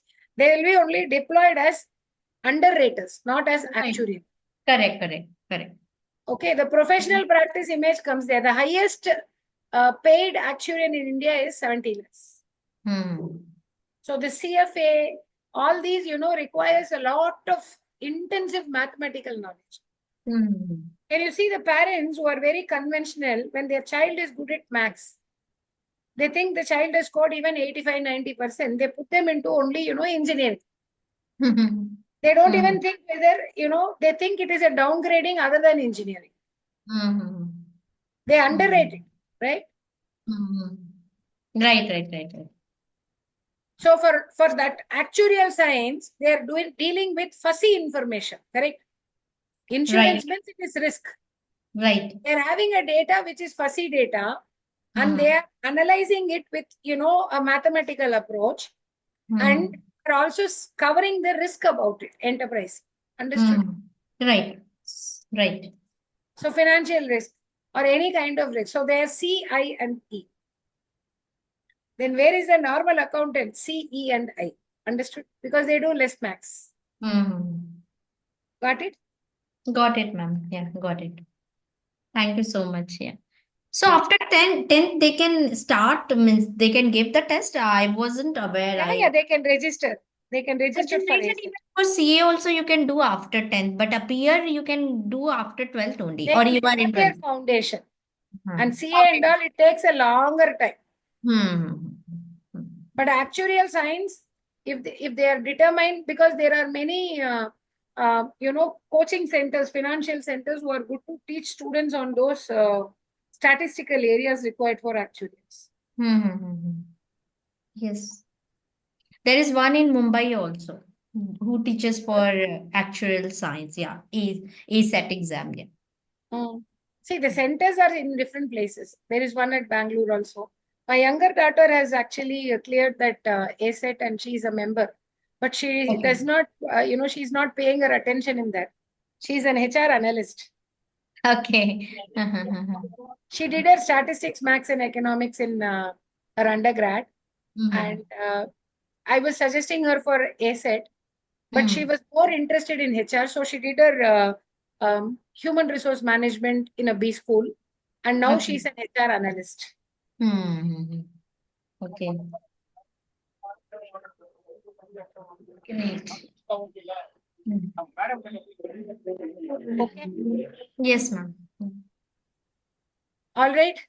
Yeah, thank you so much. Yeah, thank you so much. Yeah.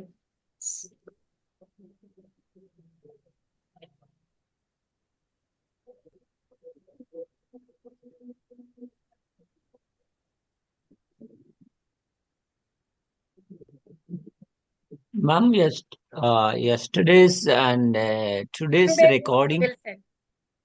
Okay. Okay. Thank you, ma'am. Okay, thank you, ma'am. Thank you. Thank you. Have a great evening, everyone. Yeah. Bye-bye.